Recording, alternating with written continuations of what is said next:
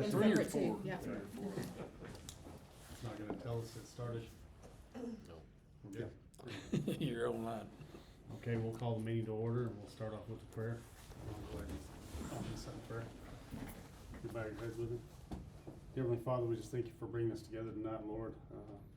We just praise you for the blessings allowing us to serve this school district, Lord. We just pray that you wrap your arms around this school and be with us as we make these decisions, and that these decisions we make would be the best in your name. We praise you for the rain that's coming, not the wind, but the rain is wonderful, Lord. And just thank you for the many blessings that you bestow upon us. Pray that you forgive us our sins, and in your name we pray. Amen. I Pledge allegiance to the flag of the United States of America and to the republic for which it stands, one nation, under God, indivisible, with liberty and justice for all. Honor the Texas flag. I pledge allegiance to thee, Texas, one state, under God, one and indivisible.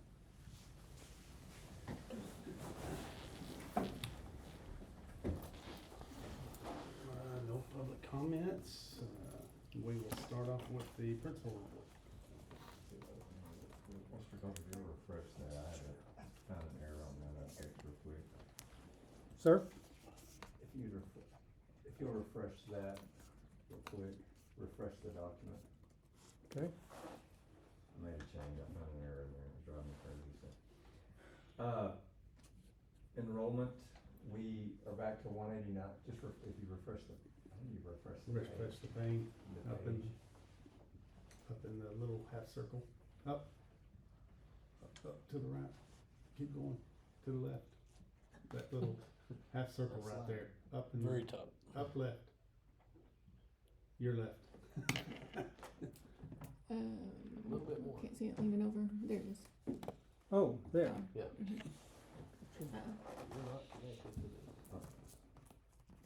Did it go off? Power.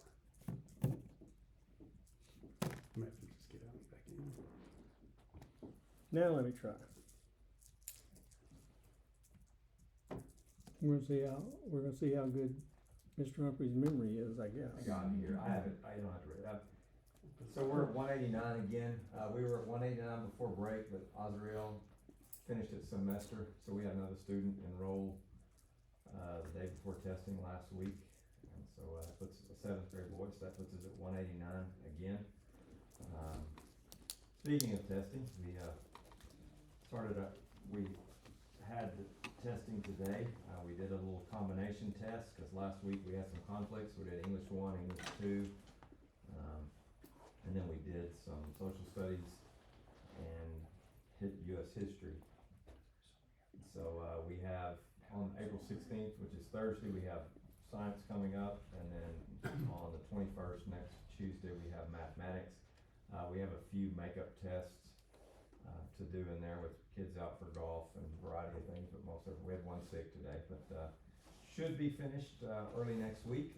We have a 2-week window, so the only window that's closing this week would be the ELAR that we did last week. It closes on Thursday.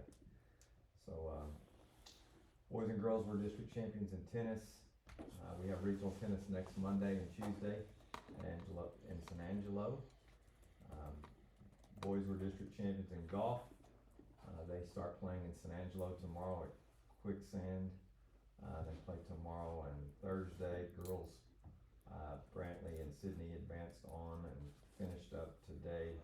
They were 23rd, 24th, and 28th when I left with about 4 holes to go today. So did a good job. It was windy and there was still water standing on that course. So, but that's a really nice course. You get a chance to go there. But, we were high school UL academic champions this year. We scored 768 points. We were 200 points ahead of our friends from Aspermont. We have regional coming up there in San Angelo again. This is a common theme you'll hear. Next Friday and Saturday at Angelo State University.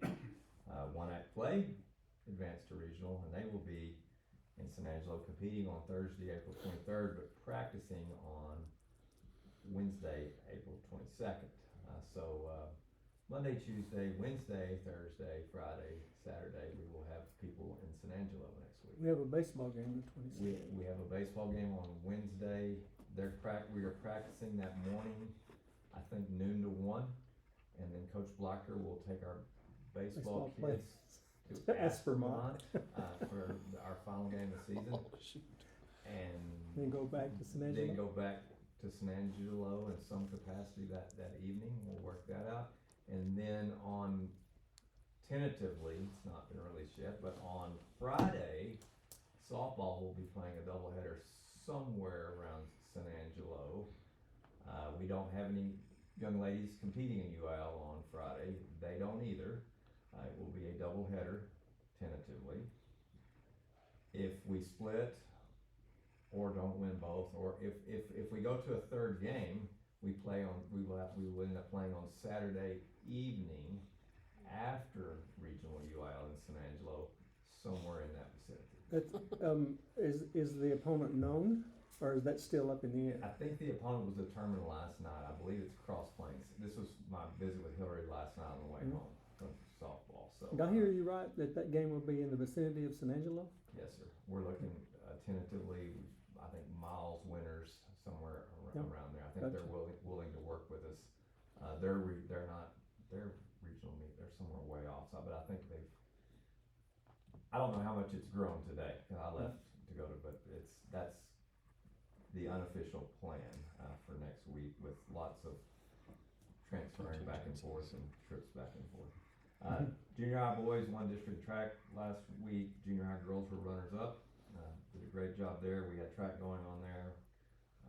We had high school track going at the same time, so it was a fun day. Band went to Denver City this week for sight reading contest, received one, and brought home a sweepstakes trophy. Did a really good job competing there, and that is a facility. Goodness gracious, I don't know what this is, but It's amazing. it is amazing. It is. It's 3 stories. It's something else. Denver City. Denver City. So they were building it a year and a half ago. The last time I saw it, it's Yeah, I do their UIL. something else. So we ran district track for high school. Boys were runners up in track, with a ton of boys and girls moving on to area. And so that will be this Friday in the big city of Chillicothe. So we'll go there Friday. FFA, tons of judging events and stuff going on. I know that they qualified in dairy cattle range and forage. They have 3 or 4 other opportunities coming up, but we do have some qualifiers for state, so we have several contests to come. And as I mentioned, baseball and softball are both in the playoffs for the first time ever together, and I believe that was the first time in our history that we have qualified in softball. It will be so nice to have both of them playing here next year for half the time for all of us. So that's pretty much the schedule. I'll put the schedule there at the bottom, but if you would like to go attend something, there's stuff going on. Found something. Get your room in San Angelo, you can stay a week, so we'll have a variety of things going on San next week. Angelo. Next week is probably the busiest week of the year, with events and travel, but we pray for safe travels for our students and coaches, and I'm gonna tell you what, it's there's a lot of flexibility that has to happen between folks sharing and traveling. I'll give you an example. Hillary, we need to get our public performance done. Kevin's traveling with tennis to San Angelo. You run out of days. So we're doing the one act play public performance this coming Sunday at 2:00. We also have a 4-H food deal that day that has to move it. So we had to move it to 2. We'll have that at 2. As soon as they get done and get the makeup off, they will be hopping in vehicles and going to regional tennis, but we will get to do a send-off here on Sunday for our tennis kids. So just lots of cooperation, and as Nelson has told you, lots of frustrations this time of year, but it's a good frustration. I promise you, I would rather deal with the conflicts of travel and this and that than not having any conflict. Success is wonderful, but it's kind of stressful right now. But everyone is working together well, and we're getting there. So anyways, I'll be quiet. That's my report. Any questions for me? My wife hates traveling, but she loves eating out, doesn't she, Stephanie? Yeah. It is nice when you When do she that. travels, yeah. I'm just tired of eating. I'm tired of eating it somewhere. I'm tired of Yeah. I'm tired of being a resident of Hamlin. Hey, at least you get to go to San Angelo now. Yeah, San at Angelo's least the we new can eat Hamlin. Somewhere new next week. Yeah. You can only eat Subway and Dairy Queen so many times. It's true. It's true. So, anyways, that's my report. Thank you. Appreciate it. Thank you, Mr. Humphries. Mr. Coulter, the floor is yours. The, just to back up, the online feedback portals we have, to my knowledge, unless something came in today, we've only had one complaint, provided to us, and that had to do with a resident that's right close to the softball, baseball complex. And- Of course. and, Yep. dirt Understandably. Yeah. But today, it's probably not a problem. At least the dust is may- settled. So maybe it will subside some. as long as it wasn't a mud. Are those Flow. anonymous, or do they have, Well, this one, she is Miss Segura. oh, And okay. she registered her dissatisfaction with the dirt in the air and wanted to know when it was gonna be over. And so I guess I can call her back now and say it's over. It's over for a day or so, for a Yeah. time. For a limited time. Yeah. Unfortunately, it might not last long. As you all know, you get to listen and hear the things that I'm putting my eyes on pretty regularly. On the screen there, a gentleman, a leadership consultant that I got to know about 5 years ago is a guy named Ron Hadley out of the Metroplex, and his organization is called Where Are You Going? And one of the things I like about Ron is he tries to put things in one page and makes it pithy as possible, and it's easier for me to digest. And he talks about the 5 T's of leadership, and when I was looking at that while I was doing yoga, I was thinking about it in the context of our work together as a team of 8. And the importance of being very clear about what you're trying to accomplish, and work at getting better at it every day. And remember that to keep the long view in mind. The short-term stuff is nice, but it's the long view that we have to keep in mind. The important stuff only gets done as a team, and it doesn't get done without trust in each other and the trust that we can garner from the stakeholders that put us in these positions. And that the training and tools, we have to constantly be upskilling ourselves. That's the current lingo in the business world, upskilling, making ourselves better as individuals and as a team in order to best serve the children that we're stewards of. Well, before I jump off that, have any of you all have heard of Ron Hadley, or where are you going? It's pretty, I like his work. He really, a lot of the stuff he cites and shares through his website is the research and studies from the Harvard Business Review, which is one of my favorite rags to pay attention to. So next thing here is the kudos that I collect from between one board meeting and the other. I learned this when I worked here 30 years ago, that when we put on track meets, it's just an amazing coordination of a lot of school employees and volunteers and coaches from other schools, and just really nice to see how it all works together. I'm thankful to now retired. Well, I don't know if Nathan retired from being the fire chief or not. I know he retired from the county. He and the volunteer fire department gave our jumping pits a drink of water before we had our track meets, and that's always helpful. I'm always thankful to Keith. He keeps us out of a jam in so many ways, and 2 different people this week have either contacted him or let me know that they knew or worked with Keith or graduated with Keith in Lamesa, and somehow the paths crossed. And the guy I met this week, some of you all may know Rex Vaughn. He's one of the guys that lives out on the west side of the county, and he worked for years at the Region Center in Lubbock. I did not know that he and Keith had overlapped at Lamesa before, and so that was nice. And back earlier in the year when we were having basketball tournaments, there was a gentleman about my age, an old guy from Christoval. And he came up to me and he said, "You know Keith Emfinger?" And I said, yeah, he works here. And he went, "Y'all better hang on to him." So I never did get that guy's name, but evidently he and Keith must have worked together at Lamesa before. I'm sure it didn't pay him $20 to come through. Yeah, right. No, I know Keith. No. You don't have to be told. Caprock Telephone, you saw the gift that they provided to you, and I had not before owned one of those flat charging platforms for my phone, so that'll be an interesting thing for me to try to use. But they do a lot of things, not only for the school, but for the students as well, and I'm thankful.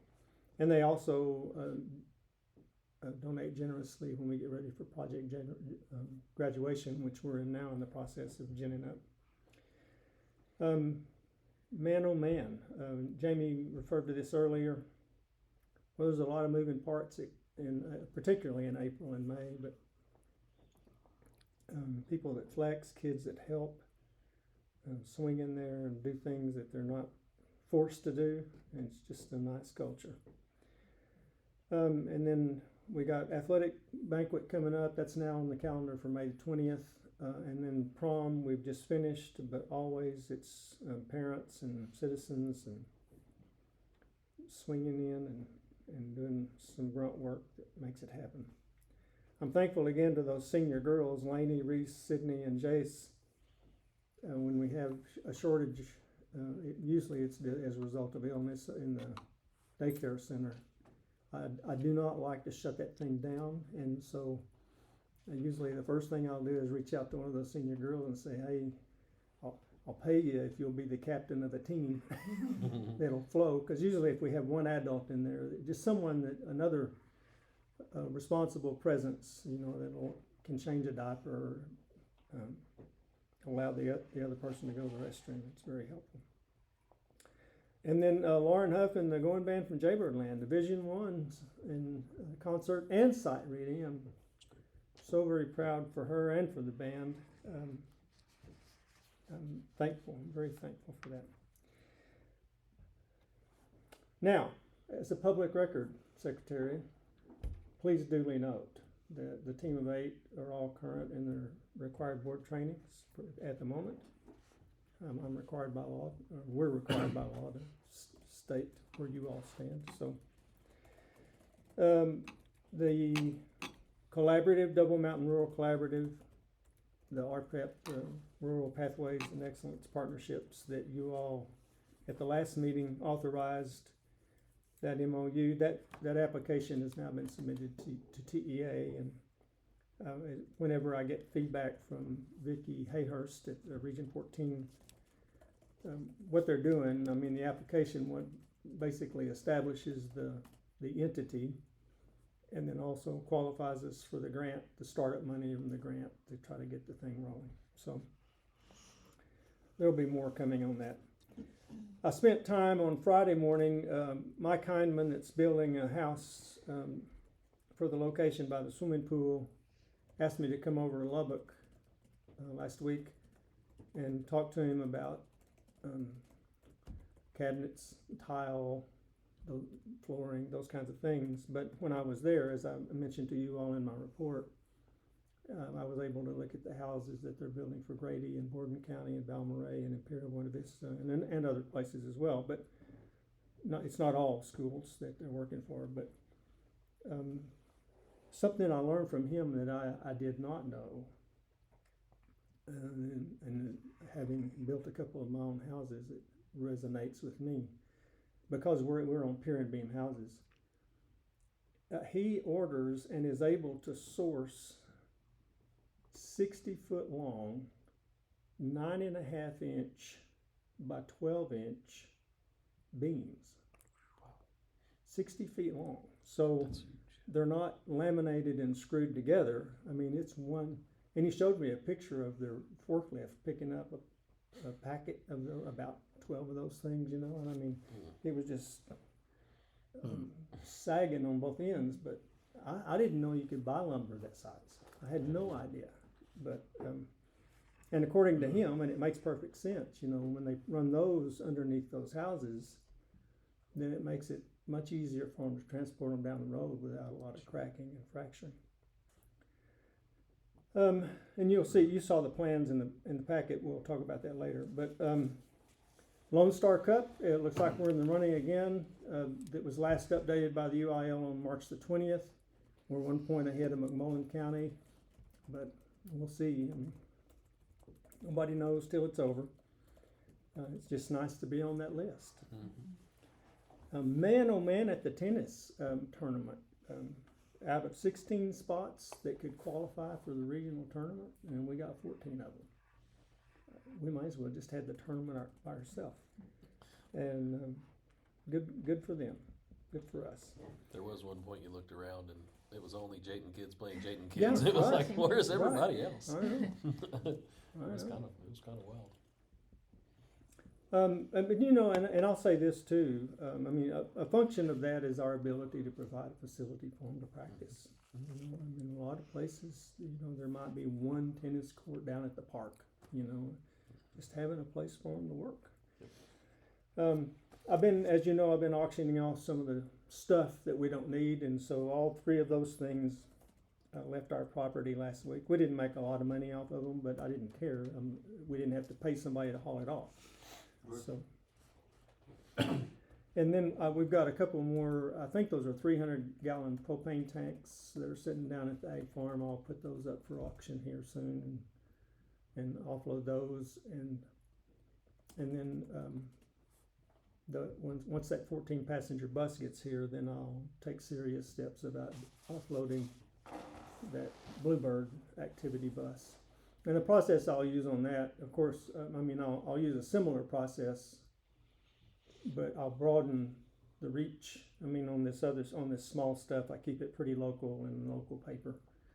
On the bus, what I've been talking, Ray can give me a good idea of what the market value of that thing is, and I'll lower the price to make it attractive enough for people to actually feel like they can bid on it, but not get taken to the cleaners, so I can try to make a contest out of it.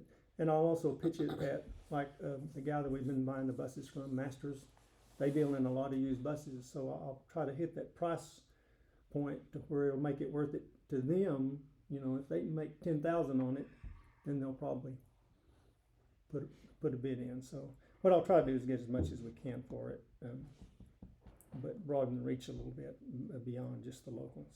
I've already had a local superintendent tell me that he wanted to make sure that I got to him the bid notice when we get ready to let go of Suburban. Okay, what else? I think that's all I have on my report, sir. I'm done. Thank you, sir. Unless you got questions for me. Everybody's good. Next, I have one question. How many kids do we have in daycare right now, on average? Well, Somebody asked me that. no, you qualified that when you said on average. Yeah. So generally it runs from 4 to 7. I mean, we have 7 that are signed up. It's kind of a rare day when all 7 of them are there, but right now we have 7. when you were reading down through that, you were talking about Caprock, and then the next thing was Tommy Clay, and then. Oh, yeah, thank you. Yeah. So Josh caught me in the hall 2 weeks ago and said that Tommy Clay, which is, Says that. yeah, I actually coached Seth's sister at Haskell when I was pretending to be an athletic coach 40 years ago. Tommy, little Tommy, you know. Mm-hmm. So I've known Tommy and Sandy since then. But Seth caught me Josh caught me and said that Tommy Clay and some others were raising some money to buy a golf simulator for our golfers. It's one of those deals where you tee up and hit it into the screen, you know. And he wanted to know about the process to use, and I said, I think the best process would be just raise the money, donate it to our athletic activity fund. By law, by booster club rules with the UIL, people can donate money to that athletic fund and say, we'd like for it to go for this. The school doesn't really have to do it, because a person could say, we'd like the money to go only to the girls' tennis players, you know, which that's a non-starter really. But if it's something that's generally functional across student groups and teams, then yeah, of course we want to spend the money that we want to.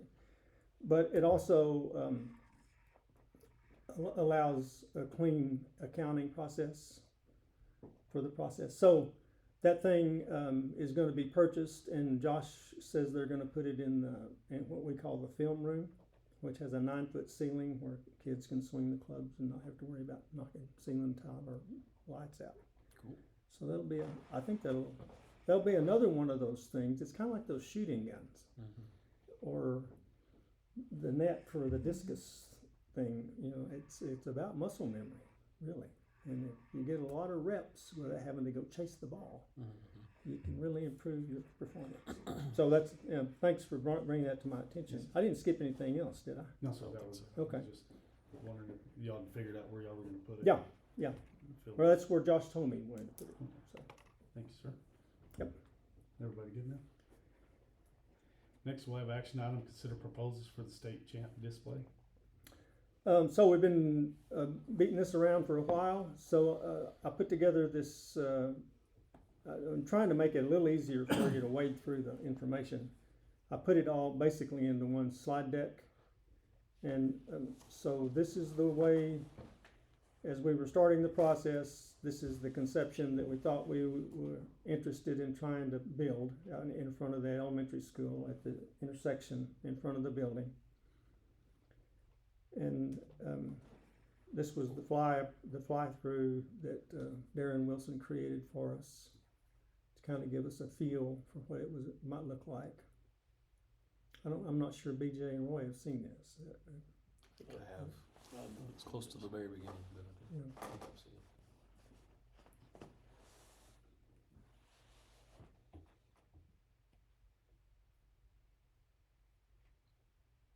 Those white things are the spotlights.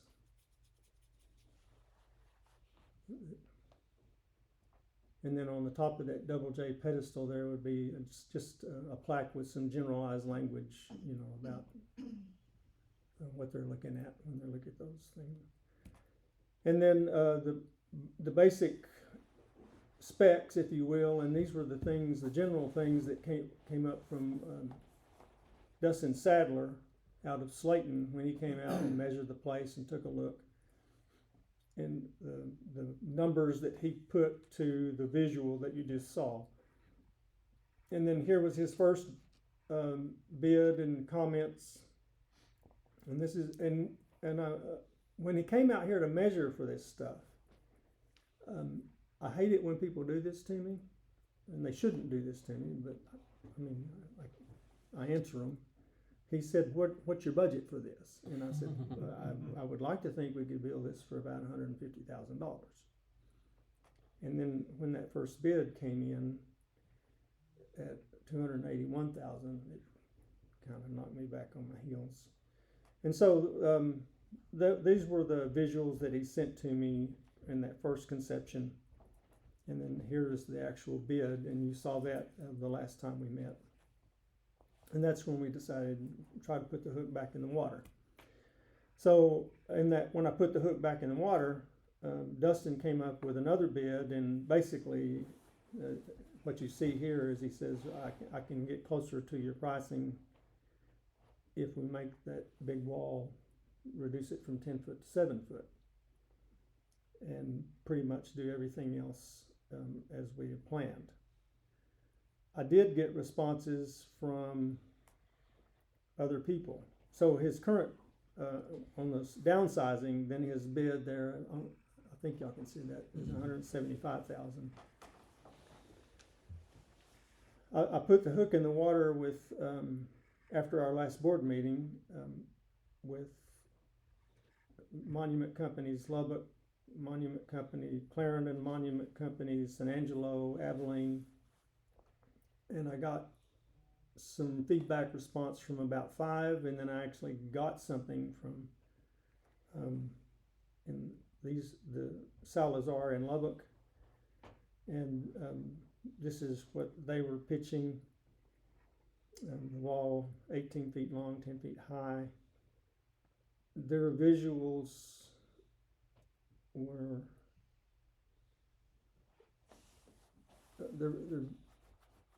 their bid was a little more ambiguous, but it's the lowest number. And what I didn't see anywhere in there was their attention to the actual plaques themselves. And then Lone Star Monuments out of San Angelo, and that guy's name is Gregor Reeves. And in the first conversation I had with him, he had some kind of familial connection up in this part of the world. I don't think it was Kent County, but maybe it was Fisher or Stonewall or Dickens, somewhere in this part of the world. He had some family connections, but he was the one that was most energetic in trying to meet our needs. And so he provided this conception, which is very, very much like what we originally had in mind. But what you can if you look closely, rather than that one being one great big thick piece of granite, he's got it broken into 4 panels, which we had already decided that with Sadler that was probably going to be the best and most cost-effective way to do it. And then Gregor also, I don't think I've ever known anybody that actually went by Gregor. I don't think he's Russian, but he might be. I don't know. He was also paying attention to the actual plaques and pointed out, and I hadn't really thought about this because one of the other people I talked to had said something about engraving into the granite the names. And I was really disinclined to do that for aesthetic purposes, but he made the point that when you're trying to engrave small lettering in that granite, he called them blowouts, and I never thought about that. He said you don't run into that when you're using those bronze plaques, and so which makes sense. But so his conception of it, and this flooring is not tile; it's printed concrete, which we had already, through the conversations with Dustin Sadler, decided that Dustin's advice was not to use that tile because of breakout, that it would be better to use some concrete. And we have, I had some options that were provided to the way the printing could look. I mean, there's different ways that they can stamp that concrete, but it seems to be more weather impervious in our part of the world. And so these are, and then, so this is Lone Star's bid, and that's $170, and he told me each of the plaques would be about $4,000 on top of that for each one that we want. So currently we're, I think, at, I hadn't thought about it, I think we're at 10 now. State champions, 10, I think. But so you would add another $40,000 to that number. So that would put that at, is that 170? Yes, sir. That would put it at 210. So, and this afternoon I got an email from Wallace Monuments. I thought they were just decided they didn't want to play, but I got an email from that lady asking me questions. So we can either decide to go with one of these tonight, or we can wait for another bid to come in. I'm kind of ambivalent on that point. If we're going to go with one tonight, my recommendation would be Lone Star out of San Angelo. He has expressed the most energy. All of them have indicated to me that the granite is difficult to source, and so we're probably looking at 3 months at least to get the slabs quarried and trimmed to our specifications and on site. But I'll answer questions if you got them, or try to. That second one you said does not include the plaques, right? Did the first one include the plaques? Or the Oh, the Salazar? mm-hmm. They didn't even mention the plaques. Okay, And and what about the second Sadler one that came in? The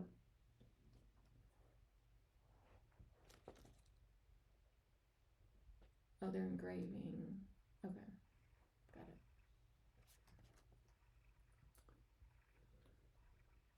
Make the flags look sharper. Maybe two. Well, They'll and the stand out fact better. that, yeah. They'll stand down better. I think so.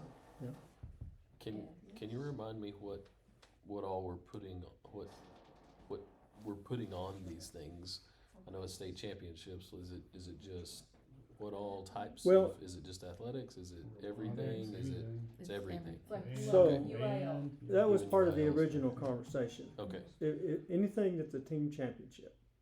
okay, And we'd even discussed individual championships, and Mhm. then we got kind of spooked at the possibility of who all we'd forget or lose. Sure.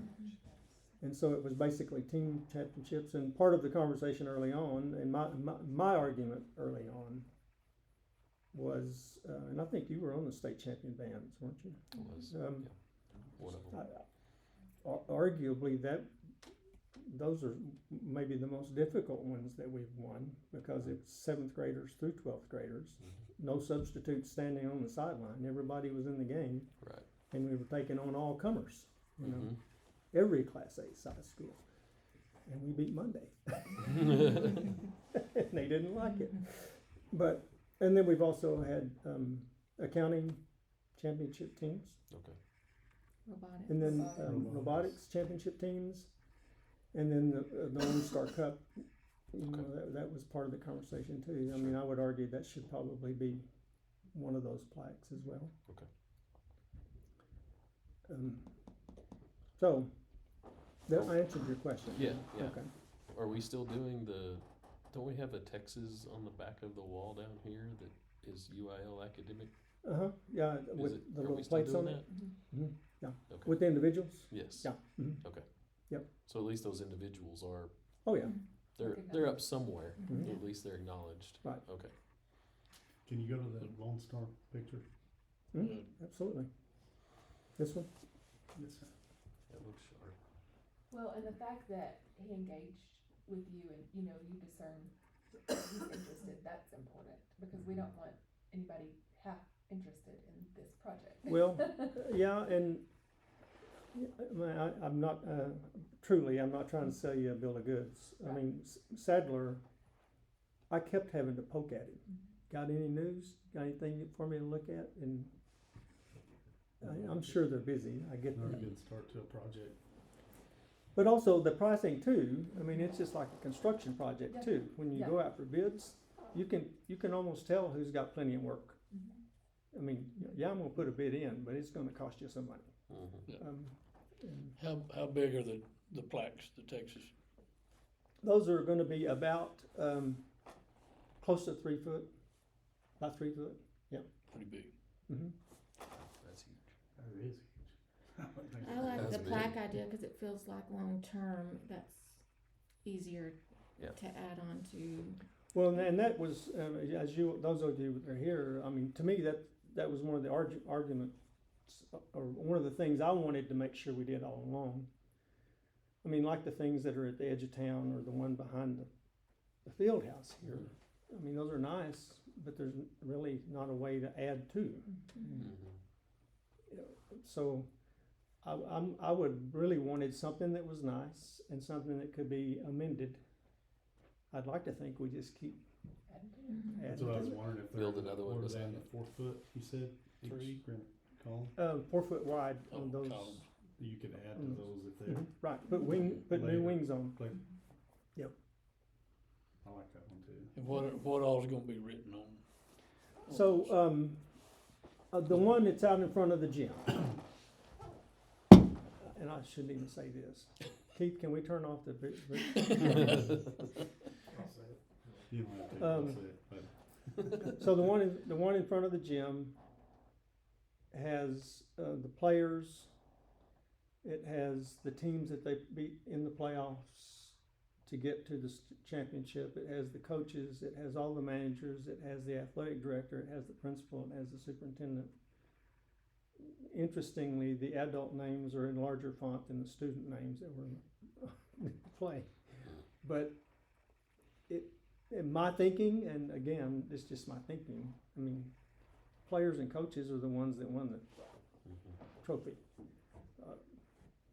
Nobody cares who the superintendent was when, No, I mean, if they can look in your book if they want to. I care about who's on the school board. I'm kidding. that's, Totally that's kidding. not necessarily. I'm Our totally names aren't on At it, least we're put us on the done. back. Our name's going on the back of this I mean, thing. I'm kidding. The ones, Totally the ones that went to the practices and lined up in the games and played, Yes. to me, those are the ones that should be denoted on those plaques. But, I mean, that's not a hill I'm not gonna die on. I would vary with you a little bit there, just in my personal opinion. We do have kids that leave here and are not great examples out in the world, and I hate to read their name 20 years later. Yep. It's a team sport, team up there, yeah. team what they accomplished. Interesting. I mean, the people know who they are. Yep. I mean, each individual. That's, I'm gonna state that, and that's all I got to say about that. Yep. Not, Understood. not gonna fuss. And I understand that, but I would like my great-great-grandkids to come and say, man, my dad. Yeah. You know, Tripp's son, or Tucker's, my Yeah. dad, he's not full. Yeah. You know what, he was a decent athlete, we just thought he's an old And- crippled man, but he was. Right. And the trickiest the trickiest of those plaques would be the state marching championships, because we were marching 45, 50 kids. And you, And then we If would you need, leave- There were it 7. down, you could There were shrink 7, those weren't to there? 2 foot and have room for more. right. We wanna keep putting them up there. Well, and that's another, part of my reasoning in when using the bronze plaques instead of the etched granite was, the one in front of the gym has a misspell on it. You know, and if it's a bronze plaque, we can take it down and Redone. get it redone without spending another $9,000 or $8,000 to do it. And, I mean, even if we don't do this, I mean, and we're gonna go with something that looks like in front of the gym, we need to replace that one and get the spelling right. But- So my recommendation to you tonight, if we're gonna go with it, I'm gonna recommend Lone Star, we go with Lone Star. But if y'all wanna hit the pause button again, I'm fine with that, that's fine. I'm good to move forward, we've been working on this for a while. We have.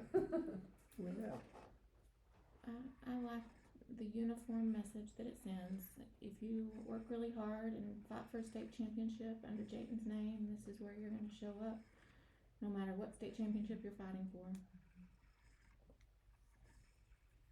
I like it centralized Mm-hmm. too, a lot better than some in front of the gym, some at the football field, some over, in Mhm. front of the band hall, we're gonna put them in front of the theater, Yep. OAP, or, you know, I like it centralized.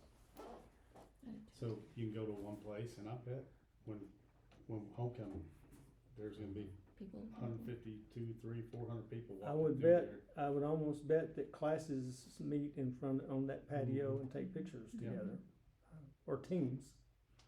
Well, and you think about the youngers too, like knowing that's a goal they have. Well, This is what we're Say they striving With for. the location that we have envisioned, every morning when we get ready to go to school, every elementary kid that walks into this building is Goes gonna right walk by. by that thing and look at it. Mhm. And it's an implied expectation of excellence. And I think excuse me, I think it'll look good. You don't see all the schools that we travel to, I don't remember seeing anything similar to that. Nope. Mhm. It's the monuments usually in different shapes and sizes, but Mhm. I think it's gonna be Jayton, as it says Jayton, there'll probably some repeat that, after they see ours. Mhm. Yeah. And do we have to decide on the size of that? Like, I would like to see the names, like, they just had a grandbaby. In 10 years, Billy might wanna bring and say, see, you know, I was on 84, 85. Well, I'm so managed to be able to run. are you asking about the plaque? Yes, sir. So, the guy from, Lone Star, Gregor, later today, actually, he sent to me, he texted me and he said, I sent you a couple more images, and they weren't the ones on in your board packet. Well, where's Piggy? You're gonna be on one of them as a manager, so you can tell your grandkids, hey, boy. There you go. I wouldn't Okay. imagine. Yeah, 'cause you want it to be big enough to fit the whole band, like every band. You don't want that to be, Do we have to make them all symmetrical, or can they be, you I know, think they only do the I think same. they're the Same. same. Yeah, even if you have 4 county kids, Yeah, I it's would, gonna be the same size as the band. I don't I know, would Lone think Star so. Cup might be bigger. I would think Lone so. It's a pretty big Lone deal. Star Cup. It's a big deal. There was his conception, That's true. cause I had taken a Never picture mind, of our stone monument and sent it to Gregor, and so he sent this back and he said, this is kinda what I conceive of. And then the other one, similar, a similar kind of version, but I know that, this one had the Jaybird emblem, did the first one? I don't think it did. No, they didn't. I like that one you just said. Yeah.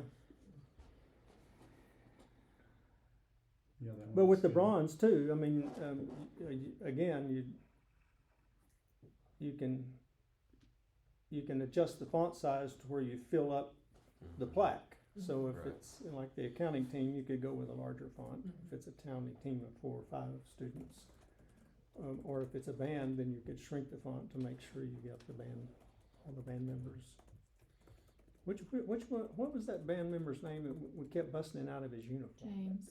Who? Do you remember that? Your Oh. mom and I think it was Kimberly Morgan sewed Was him it? in a uniform. Just sewed him in it. It was like a Because he didn't girdle. bring his. It They was- had to find a who different was it? size. It was James Smith. Okay. Yeah. And they were, I remember in the parking lot them sewing him in it because it wasn't his size. We didn't know you'd get picked to the performance without busting out. Still I want it. guess I just, I don't know if I blocked that out or what, I don't know. And he marched with his Yeah. trumpet. That's funny. So, if everybody's kinda good with it, I think we need to either vote on, make a motion, for moving forward with the, recommendation of Mr. Coulter of the Lone Star. I'll make a motion. Stephanie makes a motion, I'll second it. Cody seconds, it all in favor? Okay. Now, the design, the logo part, who's gonna do that? Cause I'm thinking the basketball design looks cool, but what do you do for accounting? Like, if you put a little design on there, Oh, my OCD, I don't know, I guess, UIL academic logo, okay. What's that place called? Lone Star I do. We'll send Monument you for Company? What are approval. they? I think you're gonna have a hard time if you did each individual thing, I know. making an Monuments. accounting logo, I don't know what the accounting logo is. Here you could go. Put the Lone UL Star academic logo on there, Monuments. But and you know that what I mean, that gets needs Yeah. to be consistent. Texas Lone Star Not Monument. just Okay. Of San Angelo. Remember to tell Let's put a Gregor bunch of the beans biggest- up there. His That- Bean main counters. problem is gonna be keeping Just put beans on it. kids and dogs off the cement when they pour it. Yeah, right, They're gonna have to put a fence over something, right. or a watch. No, but see, that's it, it has to look good. Yep.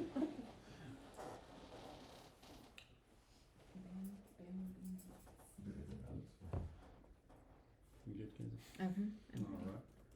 Well, Next thank you all for your, mostly for your patience. Told somebody not last week that I feel like most of my life is trying to push things from behind with a rope, you know, and it just keeps folding up. But you did a lot in a month. Yeah, thanks for the. Yeah. Thanks, Thanks for That's a going, lot. thanks for That's going okay. back to That's the a lot drawing of board on feedback that. in a Yeah. month.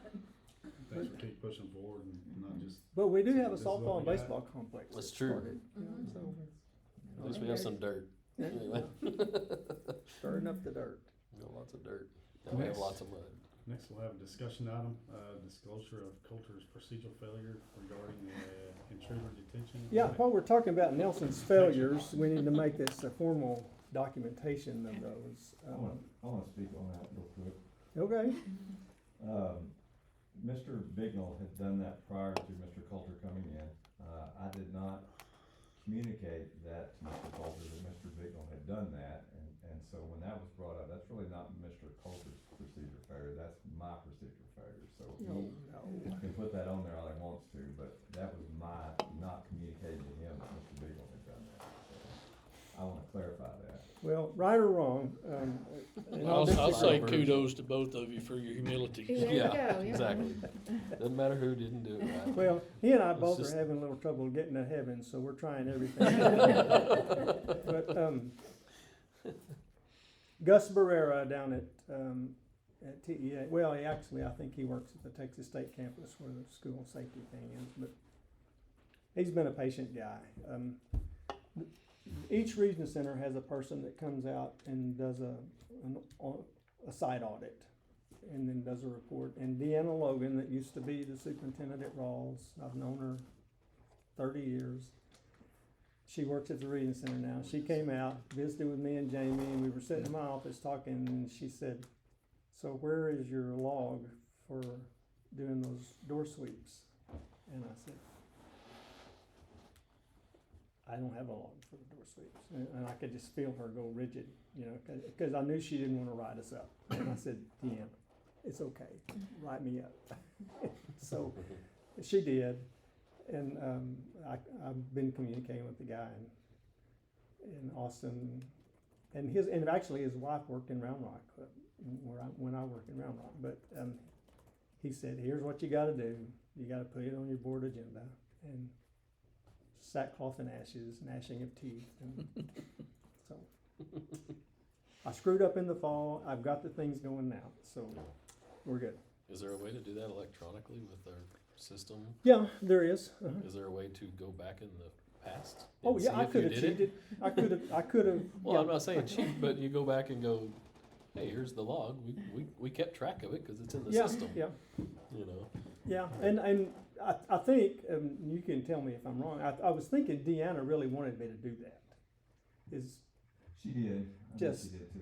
you know, They make you look in the file cabinet, see if you're you supposed can to find it. physically walk into the Okay. door every yeah, Yeah. Okay. that's- All right. and that's what you do with them. I Okay. walked her and we did that, and you're paying on a physical door check. Okay. Does this cover us? The intruder detection audit documentation was presented to the board with intended corrections noted. Mhm. Good enough? That's fine.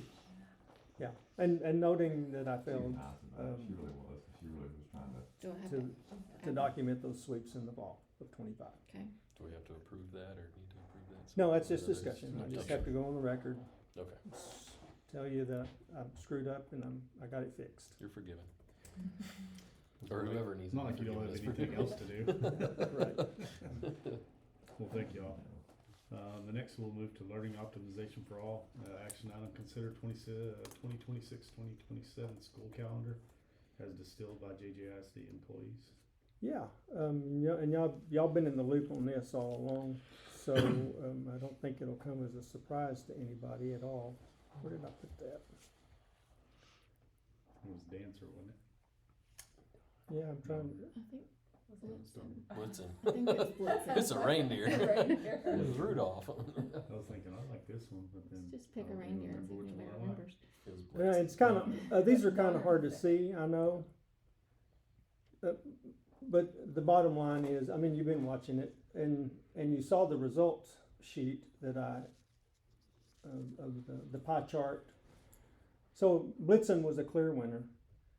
The main difference in those two was one of them gave up a few Fridays in the spring in order to graduate on May the 28th, and the other one, and the other one graduated on May the 21st. That's the one that gave up a few of the Friday holidays. Blitzen runs 5th and 6th, 6 weeks. We have 4-day weeks. Donner does 4-day weeks starting second semester, and then runs an extra week the last week in Yeah. May is what it did. They're essentially, they have PD days at the end of every 6 weeks.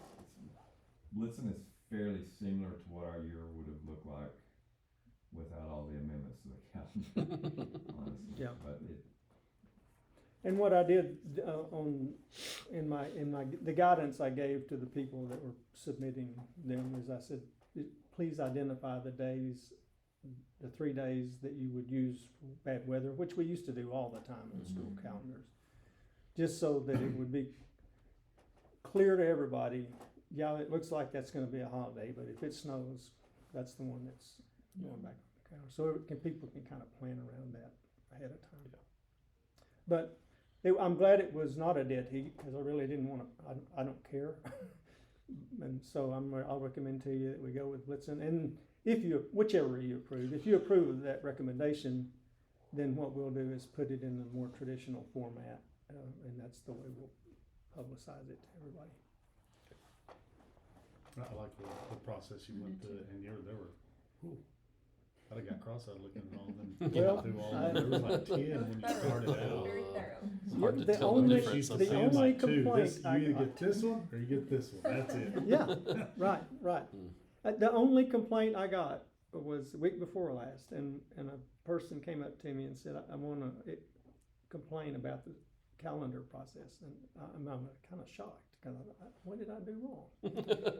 And they said, just too much, too many options. Too many options. I like this one, but I like that one too. Noted.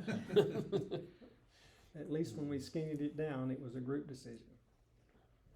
So everybody's good with that. How could we sit here and argue with the process that you've gone through to Right. get that? No. I'll It's make- very Can you thorough. start Yeah. over and We'll make- get back with us next meeting? Yeah, good. I could. I'll make a motion, we approve Blitzen. So BJ makes a motion to approve Blitzen. Cody seconds it. All in favor? Roy, you? Yep. All in favor. Thank you very much. Thank you for, man.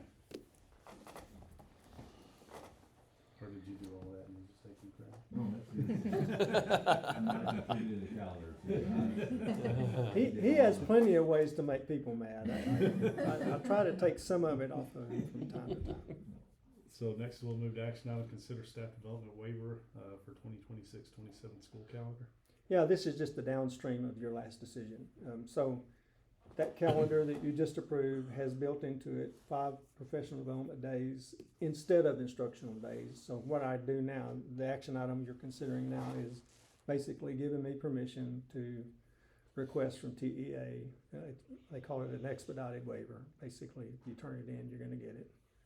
And so you're authorizing me to do that. So we'll need a motion to approve the staff, development waiver for the 2026-27 calendar. I'll make the motion to approve the staff development waiver. Kenzie makes a motion, I'll second it. Stephanie seconds, all in favor? Thank you very much.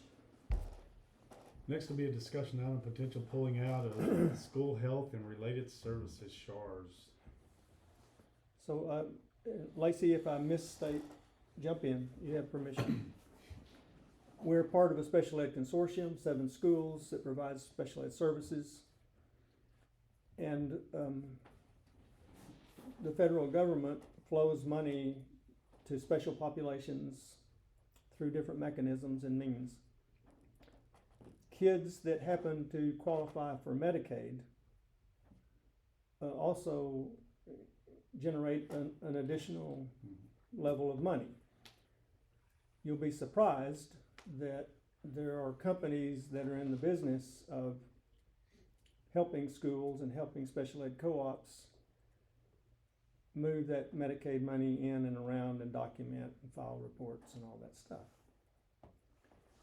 So our 7 schools in the special ed co-op, over the years, not us, but over the years, several of those schools have benefited greatly through that process, although with some hand waving, and they bolstered their budgets significantly through that process, and now they're feeling the pain. It hasn't been an issue with us because we haven't had that many kids. But now the consortium, I and the other 6 superintendents had a Zoom meeting 2 weeks ago with the company that sort of administratively manages the process. And they had calculated the numbers that we have realized as a school and as a consortium, and they made projections for a few years out so we could make decisions, because everybody in the country now is, Medicaid fraud's a big deal, you know, and suddenly people are looking pretty closely. And so we had already been in conversations about whether or not it was worth it to us to stay in that process. I think 4 of the 7 schools are gonna jump out, and I think we are probably going to. Here's what you need to know, you're not acting tonight, but when those people, that administrative company, threw the door open for questions in that meeting 2 weeks ago, my question to them was, are these funds administered through the US Department of Education? Because I'm convinced that one's circling the drain. I think the Trump administration is gonna just kill the Department of Education and basically send the money to the states in block grants, or whatever money will flow. I think they're trying to kill that bureaucracy. The answer surprised me, because the person said, no, it's not administered through the US Department of Education, it's administered through the US Health and Human Services Department. And it's all Medicaid tied, which made my bells go off even louder. Because I don't think Medicaid money is gonna quit flowing. I do think there will be a much higher level of scrutiny over Medicaid money.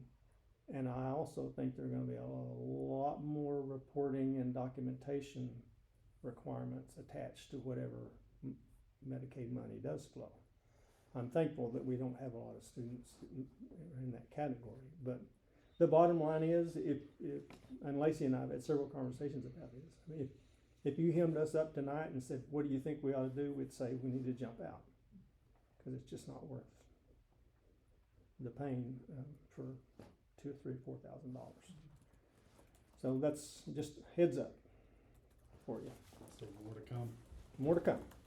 Thank you, sir. Everybody get it? Next, we will have effective and efficient learning operations. Action item, consent items, the minutes of March 16th, 2026 board meeting, the permanent school fund review request, and the financial reports. I'm happy to answer questions on any of those if you have them. I looked through them, I didn't see anything. I thought, one thing I did, I thought in the permanent school funds, I thought at one time last week, when you emailed us, you said we had like 37, but on the paperwork I looked at, it looked like we had 34.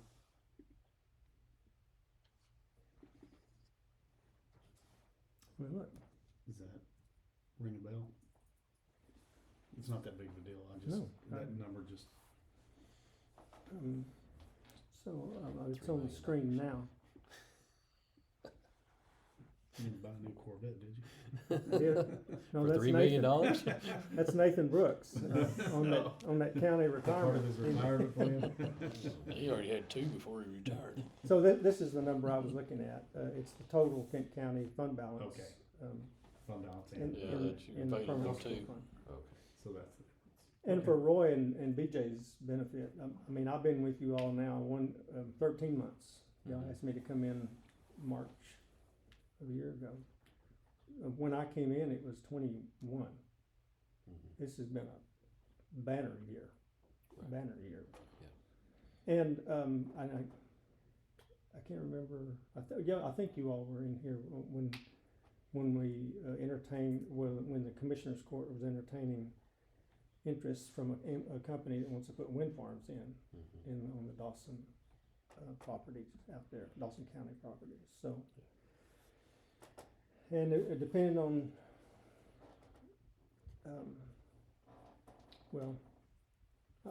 this part of the conversation later. Data centers. Okay, so we'll need a motion to approve the consent items. I make a motion to approve the consent items. Stephanie makes a motion. Cody seconds it. All in favor? Next, we'll move on to an action item. Consider posting a request for qualifications to build of a teacherage at 602 Washington Street. So this is the property we bought from Timothy Snyder, kind of across the street from Joe and Connie.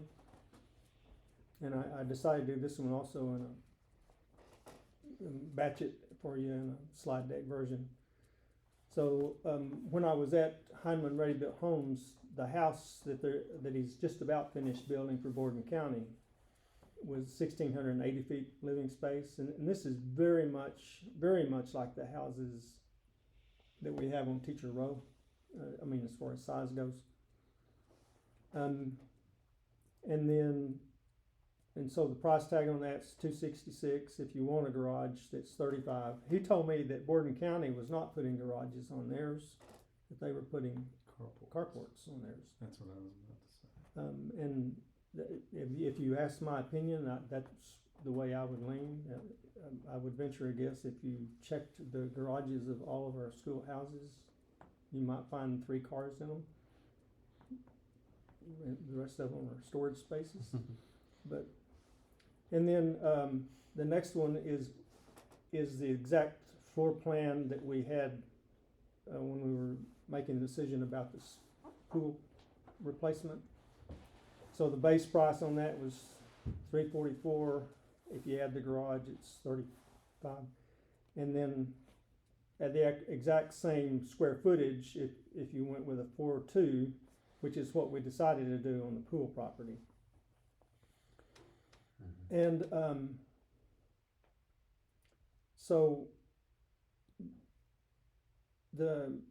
and Cody and I were having this conversation. I think I might have even put it in my board report to you all. That lot at 602 Washington is a little smaller than the regular city lot. It's about 1,000 square feet smaller than the regular lots are.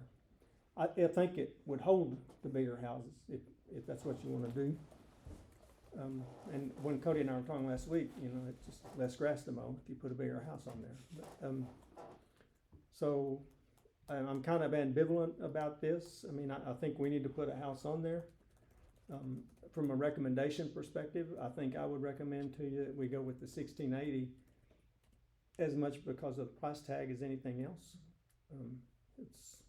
We can buy more houses. I mean, if we go, and that's still plenty.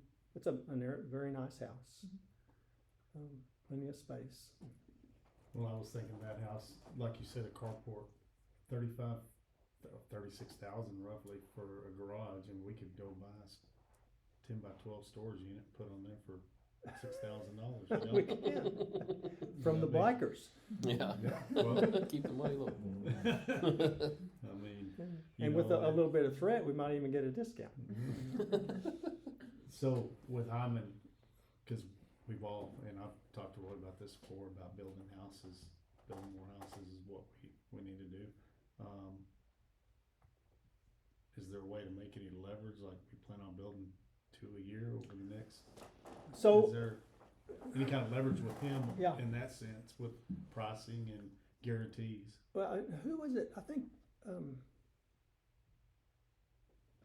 think it's Imperial that he's building 10 houses for. Buena Vista. I think so. I read something about that. I was looking I on think his there was website. one of those. It was either that one. I think it was Imperial Buena Vista. He was building 10, Mhm. 10, maybe 12 houses. So to answer your question, I think so. Now, what we did on the pool house is, so the action that you're taking tonight, if you take action, the action that you're taking tonight basically is just telling me put together the request for qualification. I mean, it's not saying we're going to go. To put it out there for everybody. I mean, this would be giving me the green light to publish and post for. We're looking for a builder. So you're not buying a house tonight. You're just giving me permission to push for it. But to answer your question, when we did the request for qualifications for the pool house, we did it not just as a ready built, but as a ready built or a pier and beam constructed on site. And so I was assuming that we would do the same thing. When we did the house at the pool, I only published in the Spur paper, and if y'all recall, I told you, and we only got the Hyman bid, which is fine. I think they're quite fair, and we know them. But in this next one, my intention is to publish in the Spur paper, the Abilene paper, and the Lubbock paper, and I think we'll get more than one bid on that. The specs are pretty much Hyman specs anyway. So from a conversation Cody and I had earlier, if we can get our hands on this other people's property that we're working on, it's possible we could get 3 houses on that double piece of property, maybe. I haven't measured it. And one of the things that Heinman showed me the other day of a house that they were building on an odd lot, which was narrow across the front. They built a house in a shotgun fashion where you got the big front porch and you just walk in, then you walk through the back of the house. I mean, more of a, Long, yeah. really wide. I mean, it's just changing the entrance to the narrow end. But that's another possibility. If we were gonna try to build 3 houses at one time, then certainly I think people that were bidding would take that into mind. They would have to take that into mind as far as material procurement and transporting and people on site. I can't imagine that we wouldn't get a better price if Did we didn't. Hyman give you a lead time on how long it would take? No, he did not. Okay. We didn't get that far. I mean, he really had me over there to talk about the house that they're working on. And I told him that we were gonna be discussing this tonight. And that's when I saw that Borden County house and I asked him if he would send me that floor plan. Of course they did. I like the pricing on that one better. So what you are deciding tonight is giving me the green light and tell me which size of what kind of, the configuration of the house that I should put the request for qualifications together for. Everybody think we need to go with the bigger one, or is that one fine? I like this one. I I like think this it one. makes that sense to one. have I- some big ones I and think some that little size, ones. I would stay with the 3-bedroom rather than the 4. I do too. Yeah, but I like this size. So I'll You make a fix- motion. Well, make your motion if you will, with or without garage. Let me know Okay, how I okay. should configure that. I'm thinking carport. Yeah, I am too. Anybody? I like it. Agreed. Okay, okay. So make a motion that we give you the green light to move forward with the 1680 square foot and a carport instead of garage. He makes a motion and I'll second it. All in favor? Okey-dokey. Cement, at least maybe under the carport. Yeah. Or we can borrow some of that over here. Did you say cement under the carpet? Yes, sir. Well, so now that raises the point, do we wanna make the carport part of that of the bid process? I think we I can think do that afterwards. I mean, we've got welders in town, I think, don't we? I've heard of a few. Okay, I think we've got welders that can.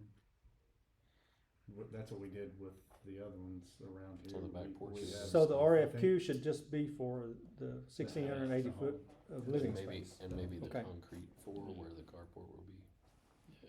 to include. If they're gonna Looks do a like a good foundation idea. around the pier, if it's a pier and beam home, if they're gonna do the foundation around it, the Yeah, base, then yeah, you maybe go ahead get and them run that slab at the same time. do a slab. So with a When they're concrete doing- base for a future carport. When they're doing sidewalks or driveway, that kind of You're thing. already gonna have a crew here.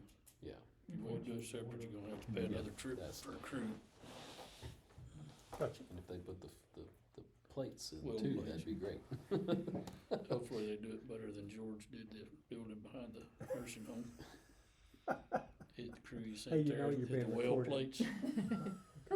I-beam, put in for well plates. 2 of them were rocking it. Oh, yeah. 2 of them were loose, they weren't even, It'll get Cemented sturdy in once well. you put it all together. Yeah, it'll hold the building will hold the. So you good with that, Mhm. Mr. Coulter? Yeah, thank you. Next, we'll have a discussion item, the 2026-27 budget preliminaries. So, no action needed, we're just opening conversation on the budget planning. Lacey and I meet every month and we look at the budget that we have in place against what we've spent percentage wise.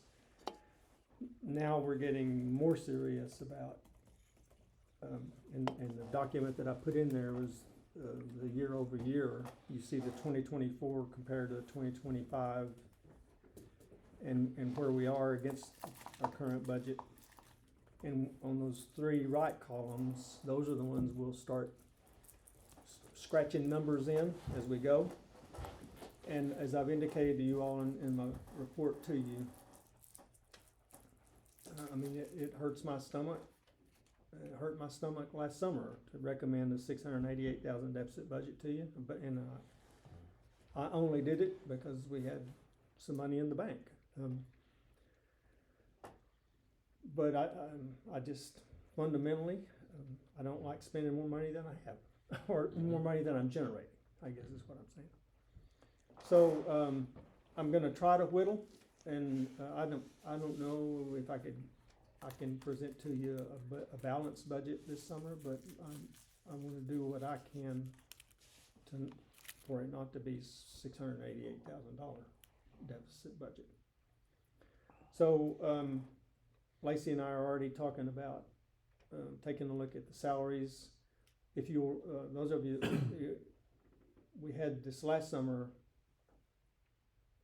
the stipulation by the legislature that teachers with experience get an automatic $8,000 bump, and ones with less experience a $5,000 bump. And the people on the board at the time were very generous in allowing us to give similar commensurate raises to the other people on the team that didn't qualify by the state standards. So, but those additions, if you will, add-ons, flow-throughs, I think was the language they used on those. Those are in place for another year, so we're married to those. Who knows what the legislature is going to do when they meet again? But I've got to look at stipends as well. And as I indicated to you all a couple or 3 weeks ago, I'm going to be. You all will have to forcefully convince me of the need to add any more professional positions to the team, because that'll come at $100,000 price tag, give or take a little. So I don't think we need to do that. Lacey and I got from Johnny Tubb yesterday the most current summary of finance template, and so it kind of gives us a sense of where we are in relation to what we still expect from TEA and what we're going to get. And I want to show you. I've shown this to you before, and I've mentioned this to you. The TEA. This is the way the funding that comes to school is parts and parceled out, if you will. So the stuff that's in green is pretty much the maintenance and operations money that either we generate locally or we get from the state, which is the Lions call it, Kinsey, you're the mathematician, but call it 65% of the total. And then there's other funds that come through local or M&O and INS taxes. And then there's the interest in sinking, which is really not an issue with us because we don't have INS taxes because of the permanent school fund. We can pay down indebtedness with that. And then there's federal money that flows. We don't get as much as most people do. The districts that have the highest level of poverty and the highest level of special needs and special pops are the ones that get most of that money. So we don't get a terrible lot of that. And then that little sliver right there, sometimes you get money through philanthropic organizations, sometimes you get it through external grants. You know, maybe the Gates Foundation gives you a grant to do something special, but it doesn't amount to much. But here's where I would like for your eyes to go, on the right side of this thing. What TEA is doing, this dark green, this is just the guaranteed money. You know, you got X number of kids, you got this much money coming. And then each one of these other shades of green there are strings attached to it for us to get it. And what TEA is doing is more and more frequently, they're attaching strings to the money flow so that we have to play the game, for a particular kind of game that they want us to play. For example, an extended year, which for us is really not a reality or a need. A lot of school districts that have high poverty, yeah, they need to do it. They need, so there are some of these things that, like here on instructional materials, you don't have to use their stuff, but if you don't use their stuff, then you don't get their money. And so it's sort of a cat and mouse game, if you will, on some of that stuff.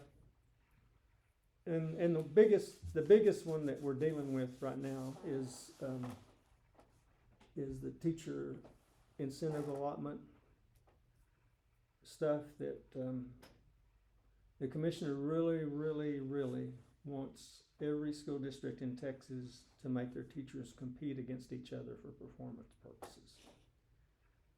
And I'm just having a hard time accepting that as a viable model for a small school. Because it's generally premised around the tested subjects. And I think we do a lot of things that develop the whole child that don't have much to do with the STAR math test. And so I'm dragging my feet on it, but anyway, that's more than you wanted to hear. But ask me questions if you want to about what you'll hear every month now. This is April. You'll hear more in May. We'll talk in pretty serious terms in June. And then probably in June, I guess, is when we'll say this is what we think we're going to do. Or will it be July? It'll be July when we get the certified value. Yeah. Have preliminary Oh, yeah. value this month, probably next week sometime. Yeah. Wait till we I get think the first year I was on the board, I think we passed it 900,000. Do you remember that? Jan? Close to $1 million. Not fun. Yeah. Deficit. Deficit budget? And I think I stated, so that basically you're telling me the only way with the state funding that's getting, the only way to balance our budget is to get rid of, Teachers. get all first year teachers, first year business manager, first year superintendent, first year principal, we can balance our budget. Yeah. And then we're gonna be in litigation every other week, Well, yeah.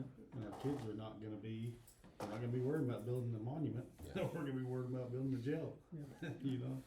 Well, Well, and I remember last summer, Cody Stanlin is the one that asked when we were talking about, the deficit budget and how much, as you can see, in those financial reports, we have between, I think 15 million in the bank, somewhere in that ballpark, fund balance. That's good.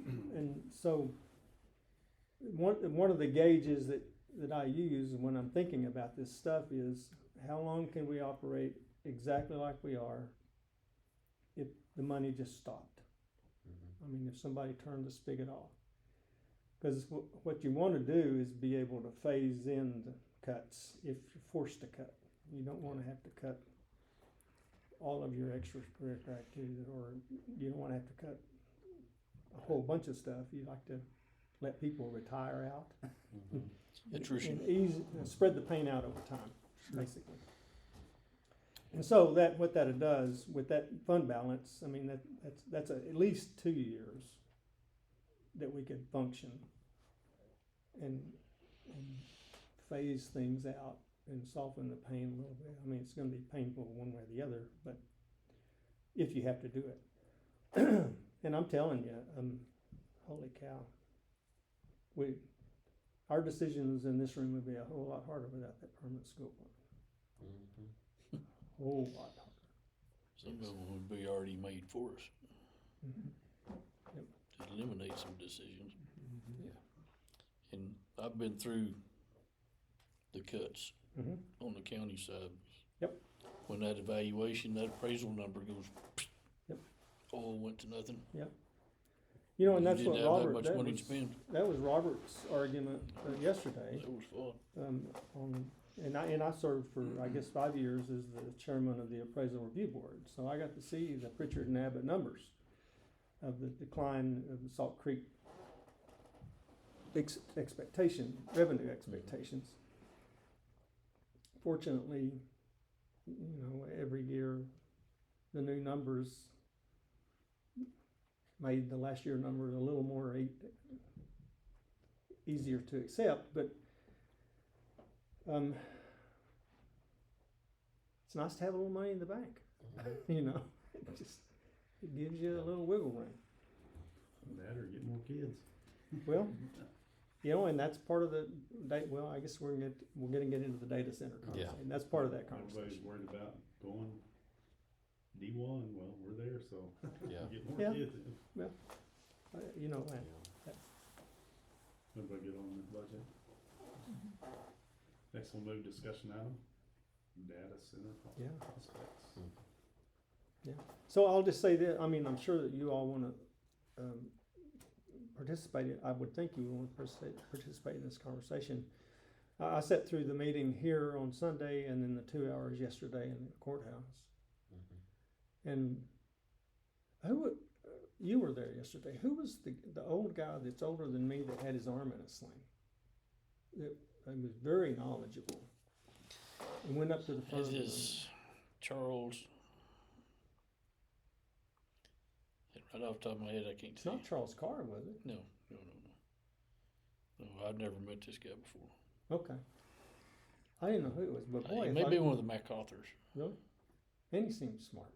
Yeah, Um, he's located right up there in the middle of all that.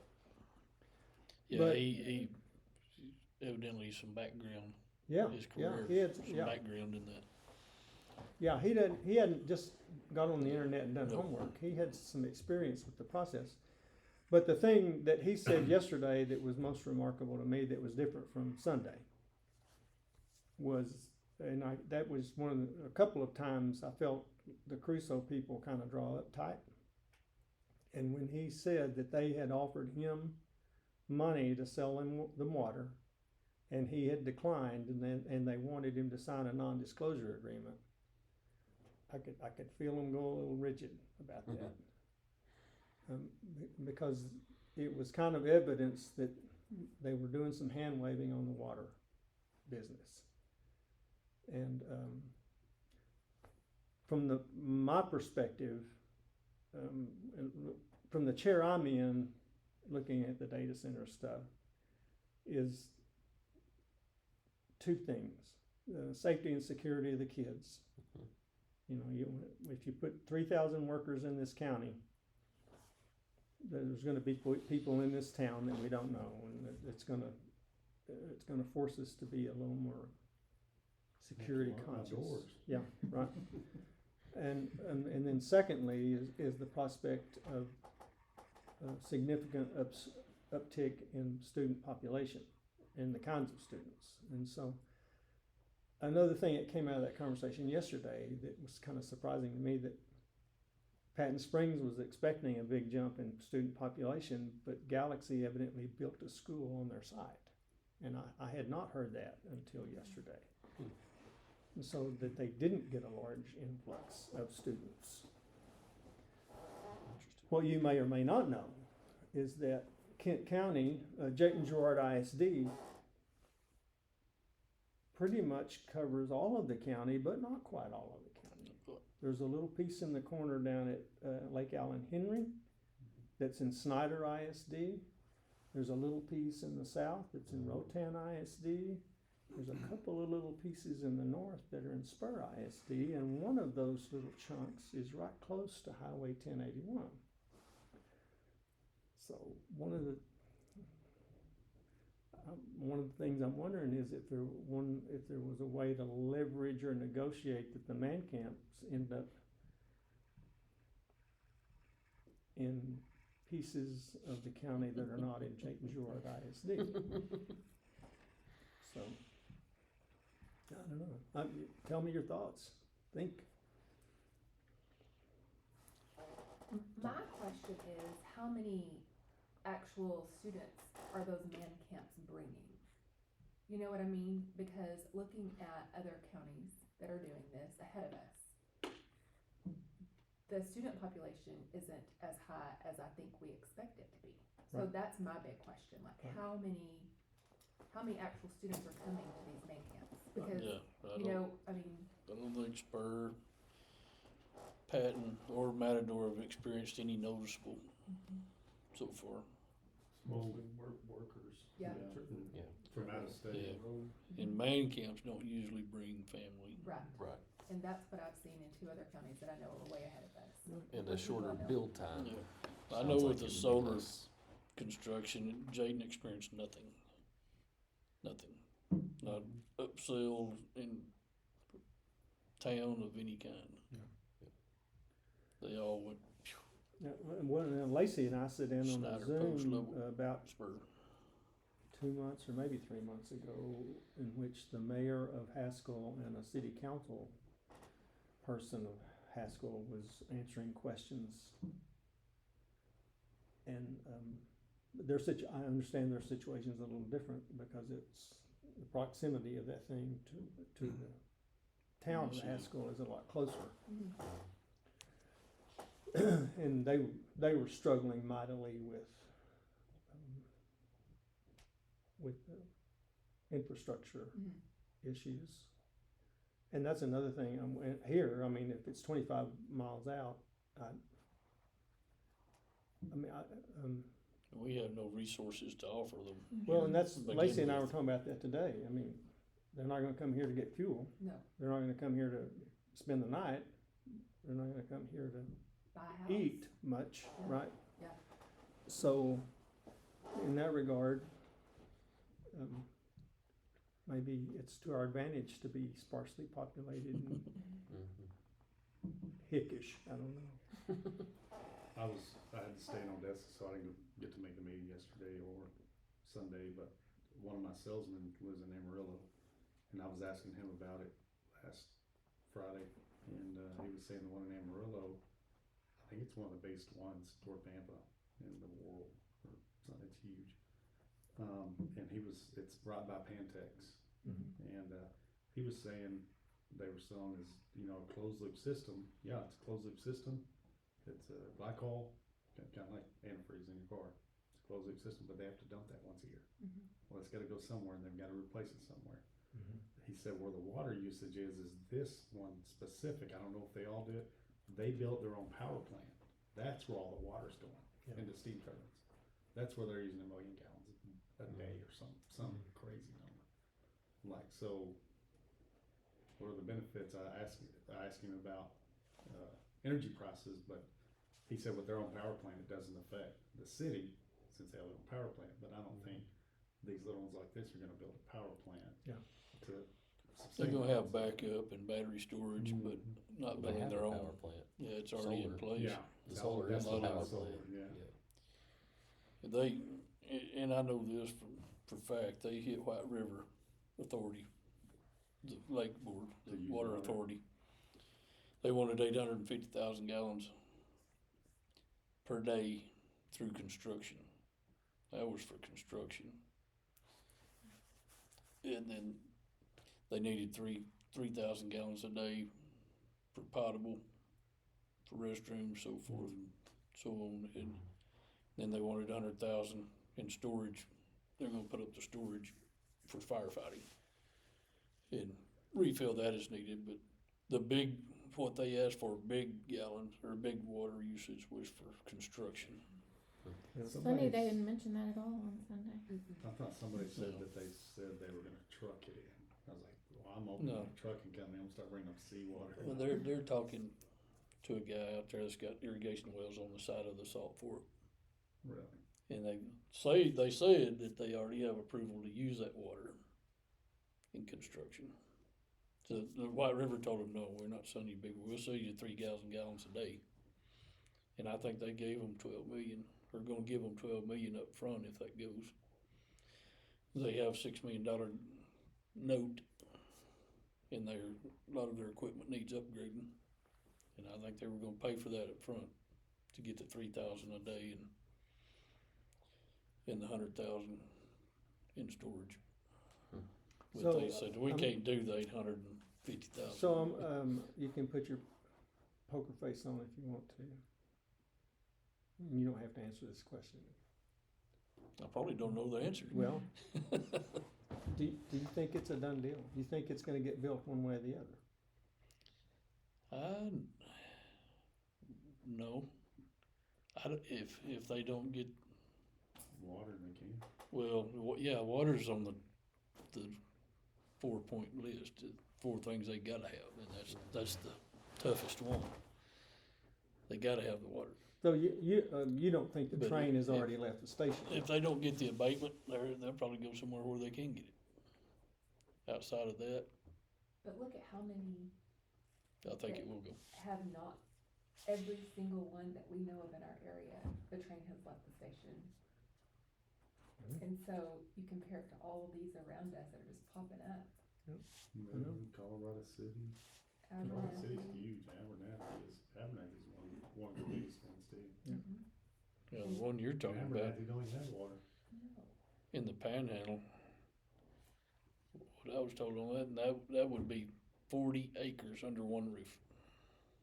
He said it was about One roof. 5,000 acres is what it's on next to Pantex.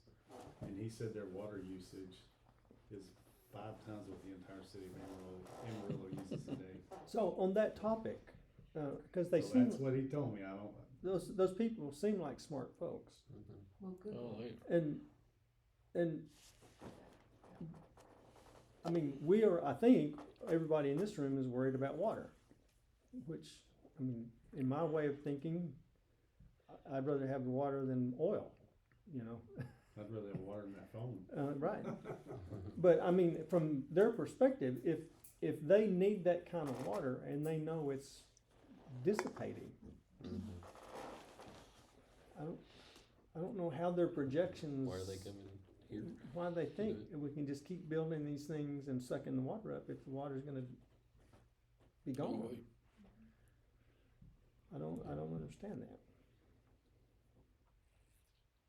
Talk to people who sit on water boards around the state. I've had those conversations.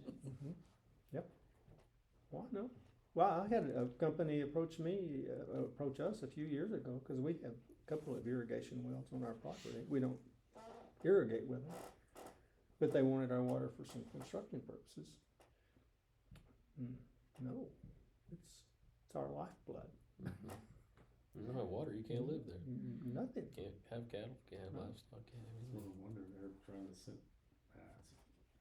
theory. Yep. Centralize everything where you gotta move to a big city to get water. Well, how are they gonna get the water for the big city? Yeah, Correct. where's that That's coming Lubbock. They'll truck that in, Correct. build a pipeline from? down Recirculate. Correct. from Lake Meredith till it dries up. Yeah, We didn't solve any problems on that, did we? no, No. More questions? yeah. I've reached out to some of my military buddies around the US and just saying, hey, have y'all experienced any of these gone active and what's the pitfalls, and I'll wait and see. I'll let y'all know if I get any feedback from them. Mhm. Next, we'll move on to discussion item, the 14 passenger activity shuttle bus. Nothing really to add that you don't know, I already know, it's on the way. When it gets here, I've already talked to Andy, the company he deals with in Lubbock for signage. I'm really not inclined to dress it up like we did the big buses, and I'm just, That's just gonna be one of those little ones like Matador brings to tennis and Mhm. stuff. Yep. Next, discussion item, property acquisitions. all I can tell you is that I did have communications with Frankie Garcia, and he and his siblings are working, and I believe they're trying to get possession of that property and want to talk to us about selling it. So you'll know as soon as I know. I know at one time, the cigars were wanting to trade us, I think the house that Miss Huff is living in to get, so this might be a good time if the dirt's Really? still blowing. I hadn't thought about that. Miss Huff resigned. House is I on. had not thought about that. Well, He made the offer that one gum time. money. Yeah. Trade me one of those.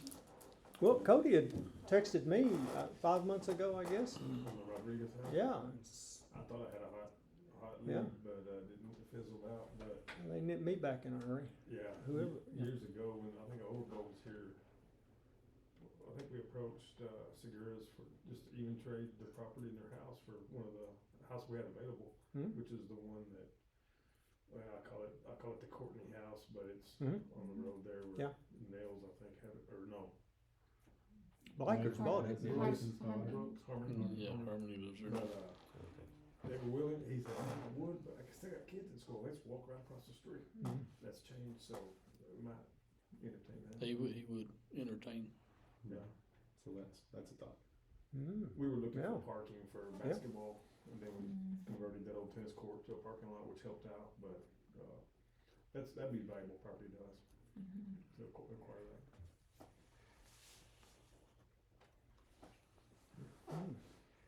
Okay. You gonna call the dirt guys and be like, hey, Stir it up. a little faster around there?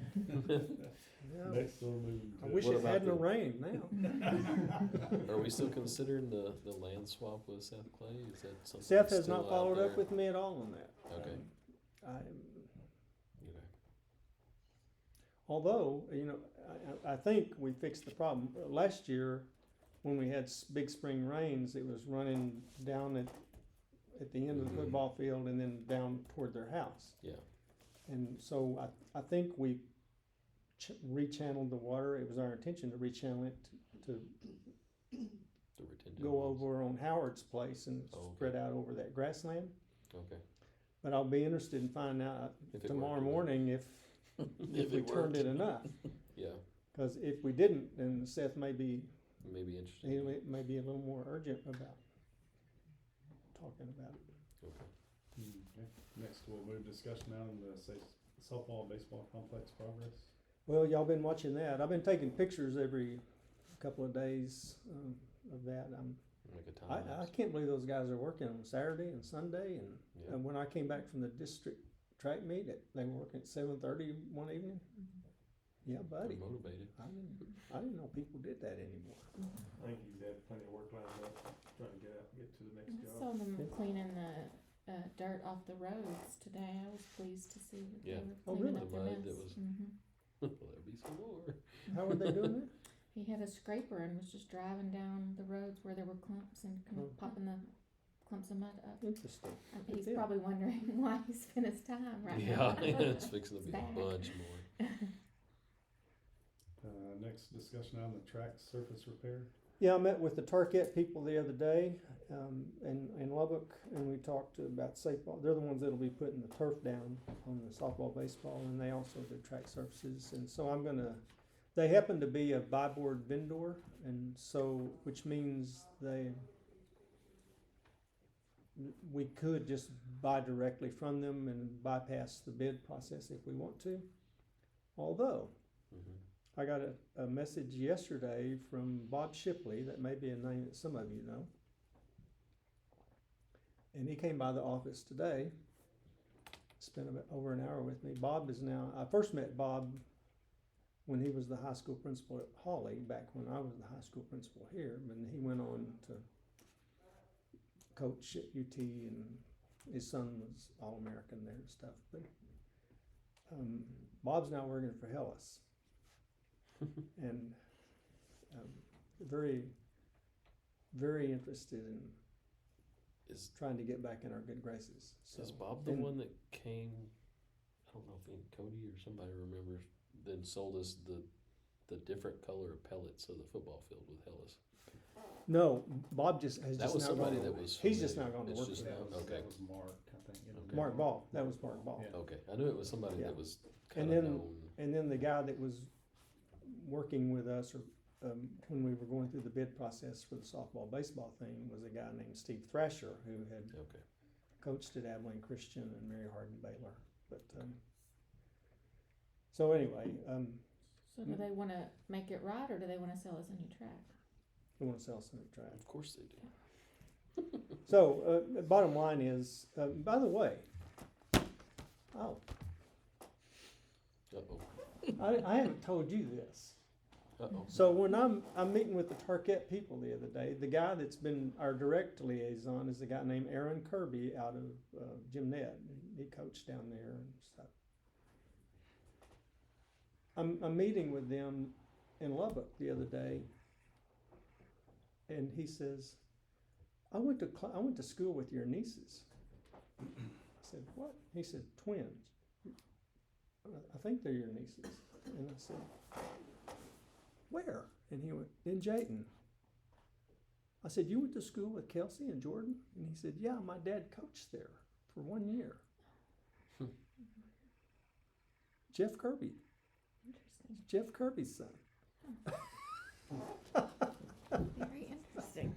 Oh, life is funny.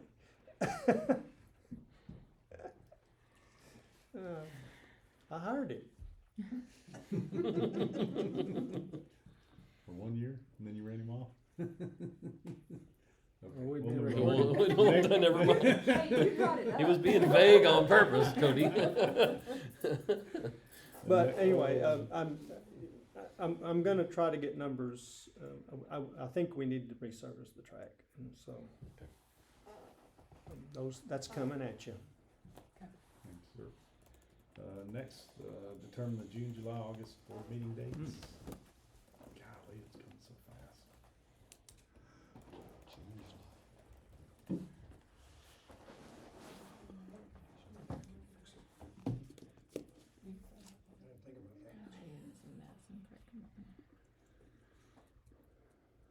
Do we have May still on that list? We're set to.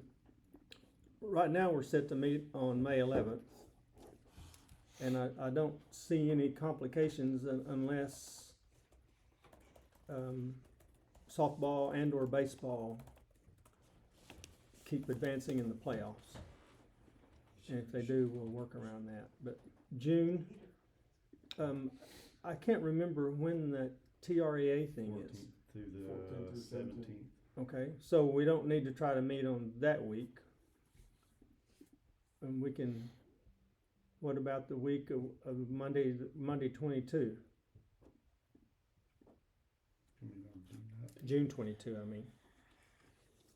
Sir? I'm talking about that. I'm gone through Wednesday of that week. But I'm Okay. back that Thursday, Thursday is what day? the 25th. June 25, Thursday? Can we all be here? Maybe. Trying to think of You haven't asked your wife, right? That's right. I We understand. actually were talking about something that would happen in that week this morning, so I don't know for sure. Well, we could back up and talk about the week of the 8th if you want. We could go, Well, you don't have to make that change. I've got Specifically for I me. think I'm going to Denver like the 8th through the 10th, Hmm. or the 11th. I'm gone most of y'all want a tentative June 25? Tentative is great. It's fine. Okay. But we don't have to do it at night if everybody can make it. State law doesn't allow us to do it during business hours anymore. Even We can do it really, early in even the during morning. summer. Yes, because it's to allow people to attend who have a 9 to 5 job, right? Isn't that the Mhm. thought? Okay. What if we did it on a Friday? Because evidently we can not have school and. Sorry, I went off on Friday offs thing there for a second. Sorry, that was like. I'm My fine, bad. I'm fine with doing it with Saturday night.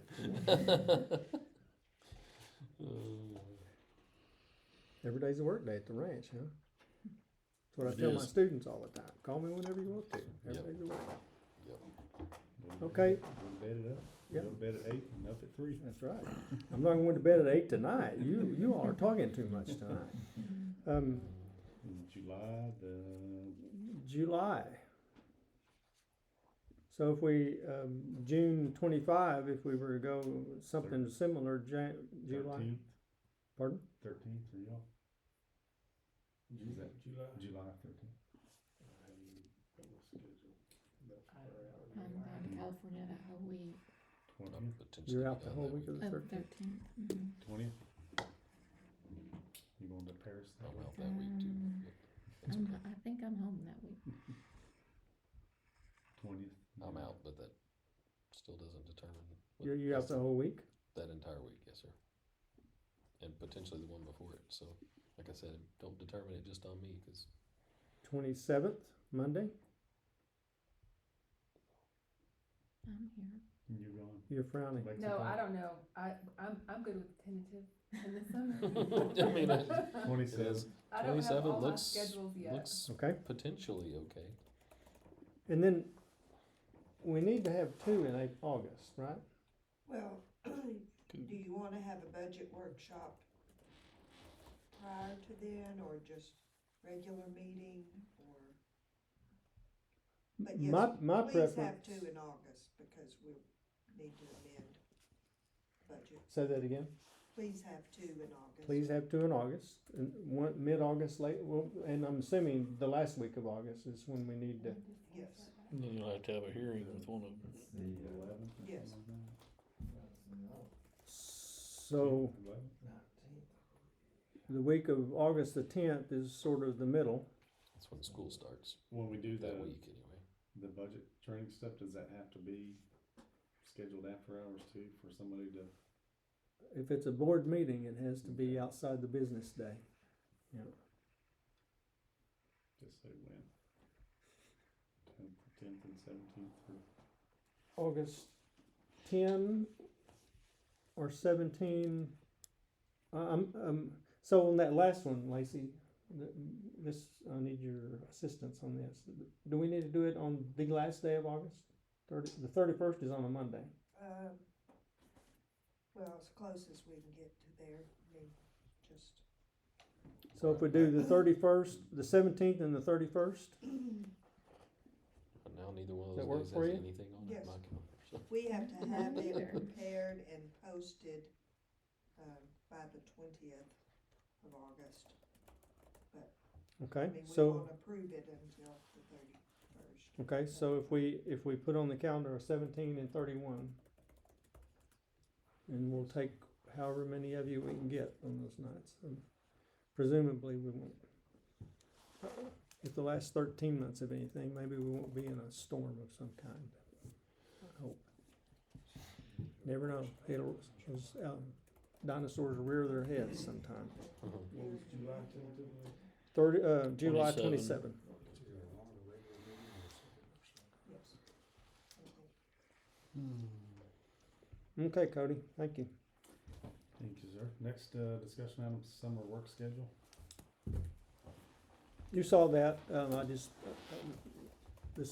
reiterate, that we'll be on 4-day work weeks once we get past graduation, up until 1st of August. And take the national holidays off. Okay. And you all may not, go ahead, you may, Mhm. go ahead. I was just gonna go with the next discussion. You all may not wanna have this conversation tonight or not, I planted the seed with you. I've had people offer ideas to me of all kinds of things that we need to be thinking about doing. Of course, I think we're in agreement about building houses as we get property and then offloading older unoccupied houses. And on that topic, you be processing in your mind as we build new houses. Someone has to decide who's going to live in them, and so This is, do what? Yeah. no, Not you. no, I mean,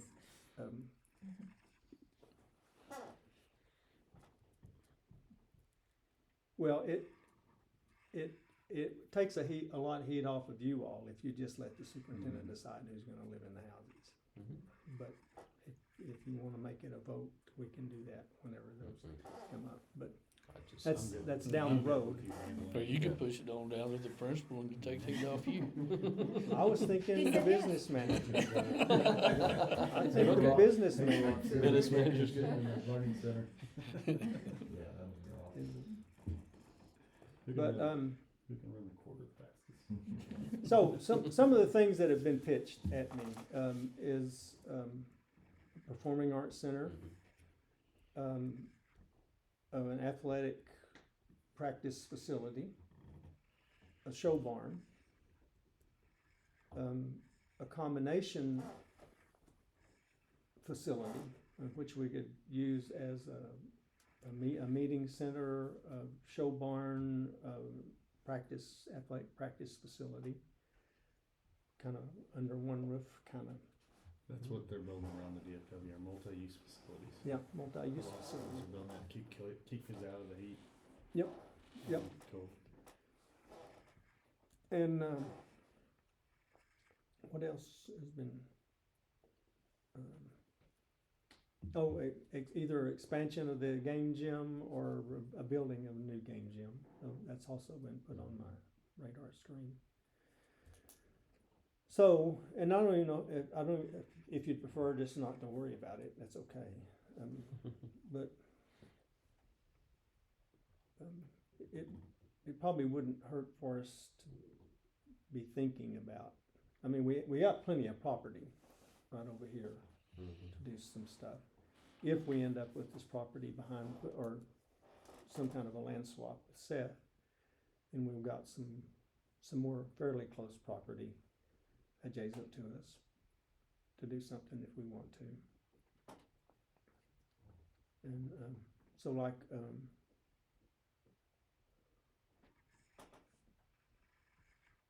and then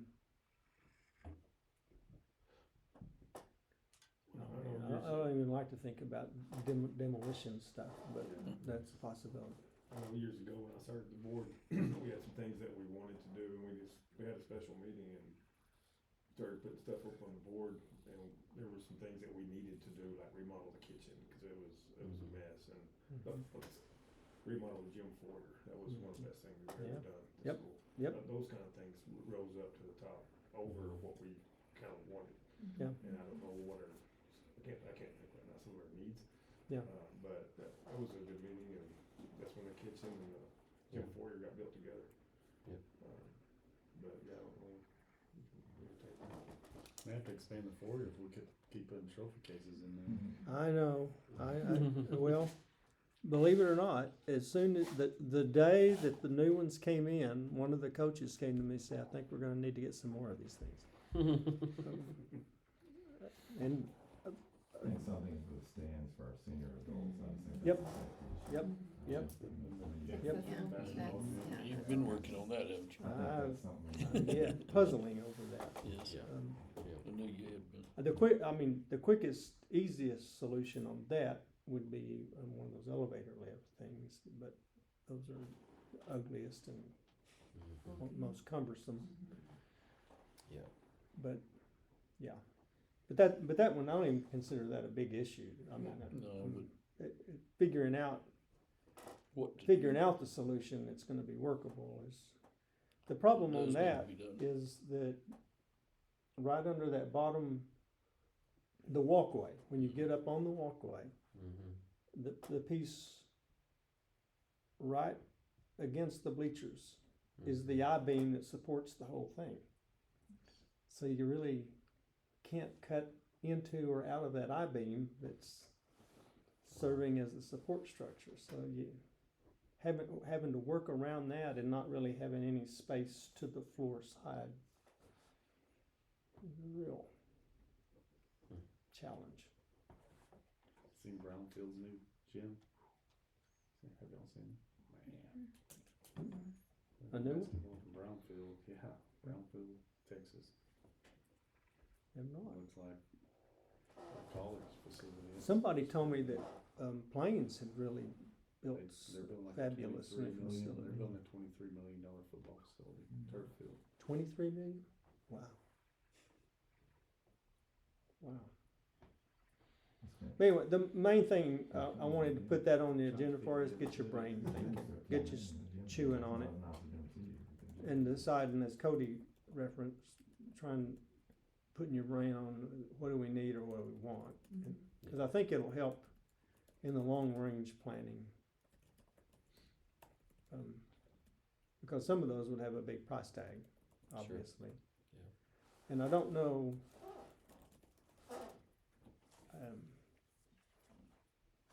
If the permanent school fund keeps climbing like it's climbing, I don't know that we want to go to the trouble to try to pass a bond to do some stuff if we can pay for it as we go.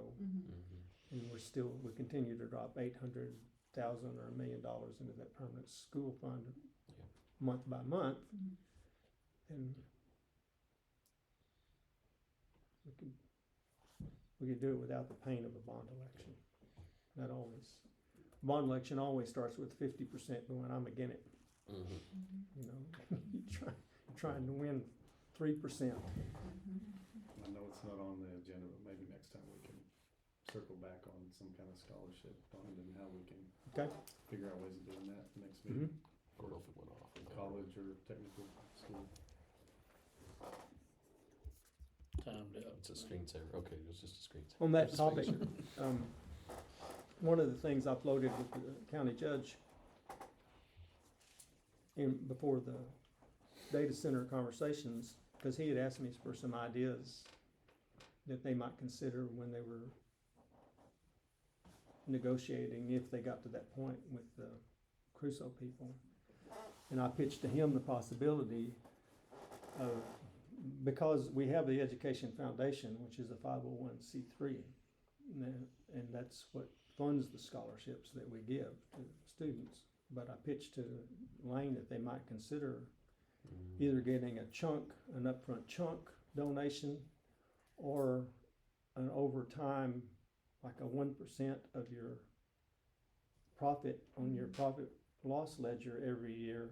And because when they put it in a 501c3, then it's tax deductible, so it really is not amount to 1% to them.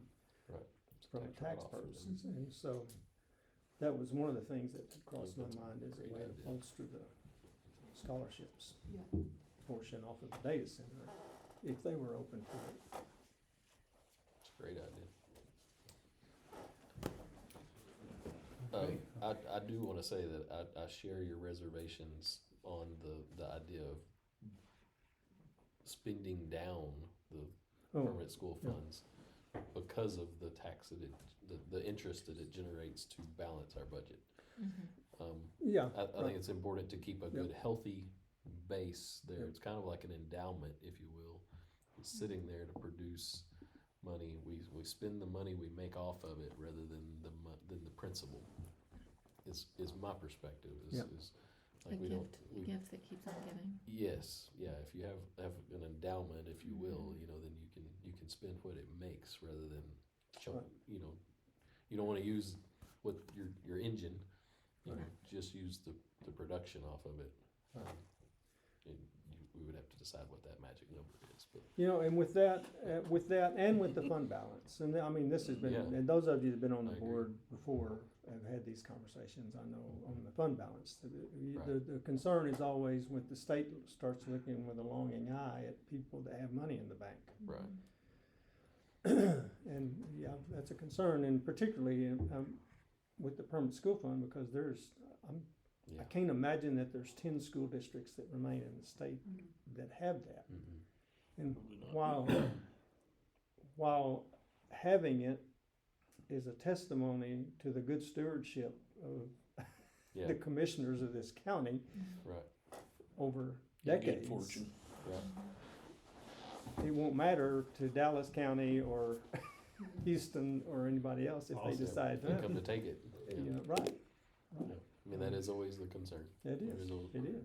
And on that note, is there a way to earmark it so that if they did come to take it, we could say, well, these funds are already, At one time, we did that with permanent school fund, not permanent school fund, with the Fund fund balance, balance. Fund balance you Okay. can designate. you can, Yeah. so if they decide to come for it, some of it's still protected. Or at least say that this much is, Mhm. but I'm surprised to see the fund balance at 15, cause I think when I went off the board, it was like 10. Yeah, We when had dipped below 10, I think. when I first joined the board, So it it's was like- a little over 8, and I'm like, it was like doom and gloom. And now Yeah. I'm new to the board, and I'm looking around like, so are we closing the school next year? Or what's happening? It was just doom and gloom for me. 15 now. Yep. is- And at the time, we were building a new concession stand. We'd done quite a few things, houses. Well, and some of that is operation money for the rest of this year. Right, That's yeah. in On that Right. It investment just hadn't been report. spent Yeah. yet. Yes, Yeah. Okay. so 13 really is Okay. So it's more, about the number. it has grown to 13 is more realistic number then? Yes. Okay. There's been a dedication to that fund balance even before I came on the board the first time. Yes. There was a dedicated Right. ambition to, And when we were, what Cody was talking about, when we had to dip down, and they were talking about the years we had to pass a $900,000 deficit budget, we sat there and said, thank you to that generation Yeah. of board members, your generation of original, yes, the it was around previous time, 2.8 to you know, 3. that Then, did of course, that. that's like 15 now, but And we had to remember at that time, if we gotta dip into it now, we need to remember to put it back Put it when we back. can. You Yeah. know, Right. grew it. and try to grow it back if we can. So that's why I'm And it's- impressed to see it. Well, if the state starts moving around, let us know, and we'll do something with it. We'll build- Well, last we'll be I- all last I rainy knew day. they The would have first to thing they'd change have to the- do is figure out how to rip us apart from the rest of the educational world, because UT has way more than we do, Yeah. way. And Yeah. that's when the representative told me it'll never be touched because Mm-hmm. of that. Yeah, well, they have to change the constitution in order You're to do gonna, it you're too, gonna so have to, it's like, you're gonna have to address UT, and they're not gonna buck UT No. on their property. Everybody good? We're gonna go to closed session real quick. I'm ready. okay. Y'all need a break real quick? I need, We'll Lisa, Take a break real quick. We're back at 8:45. Take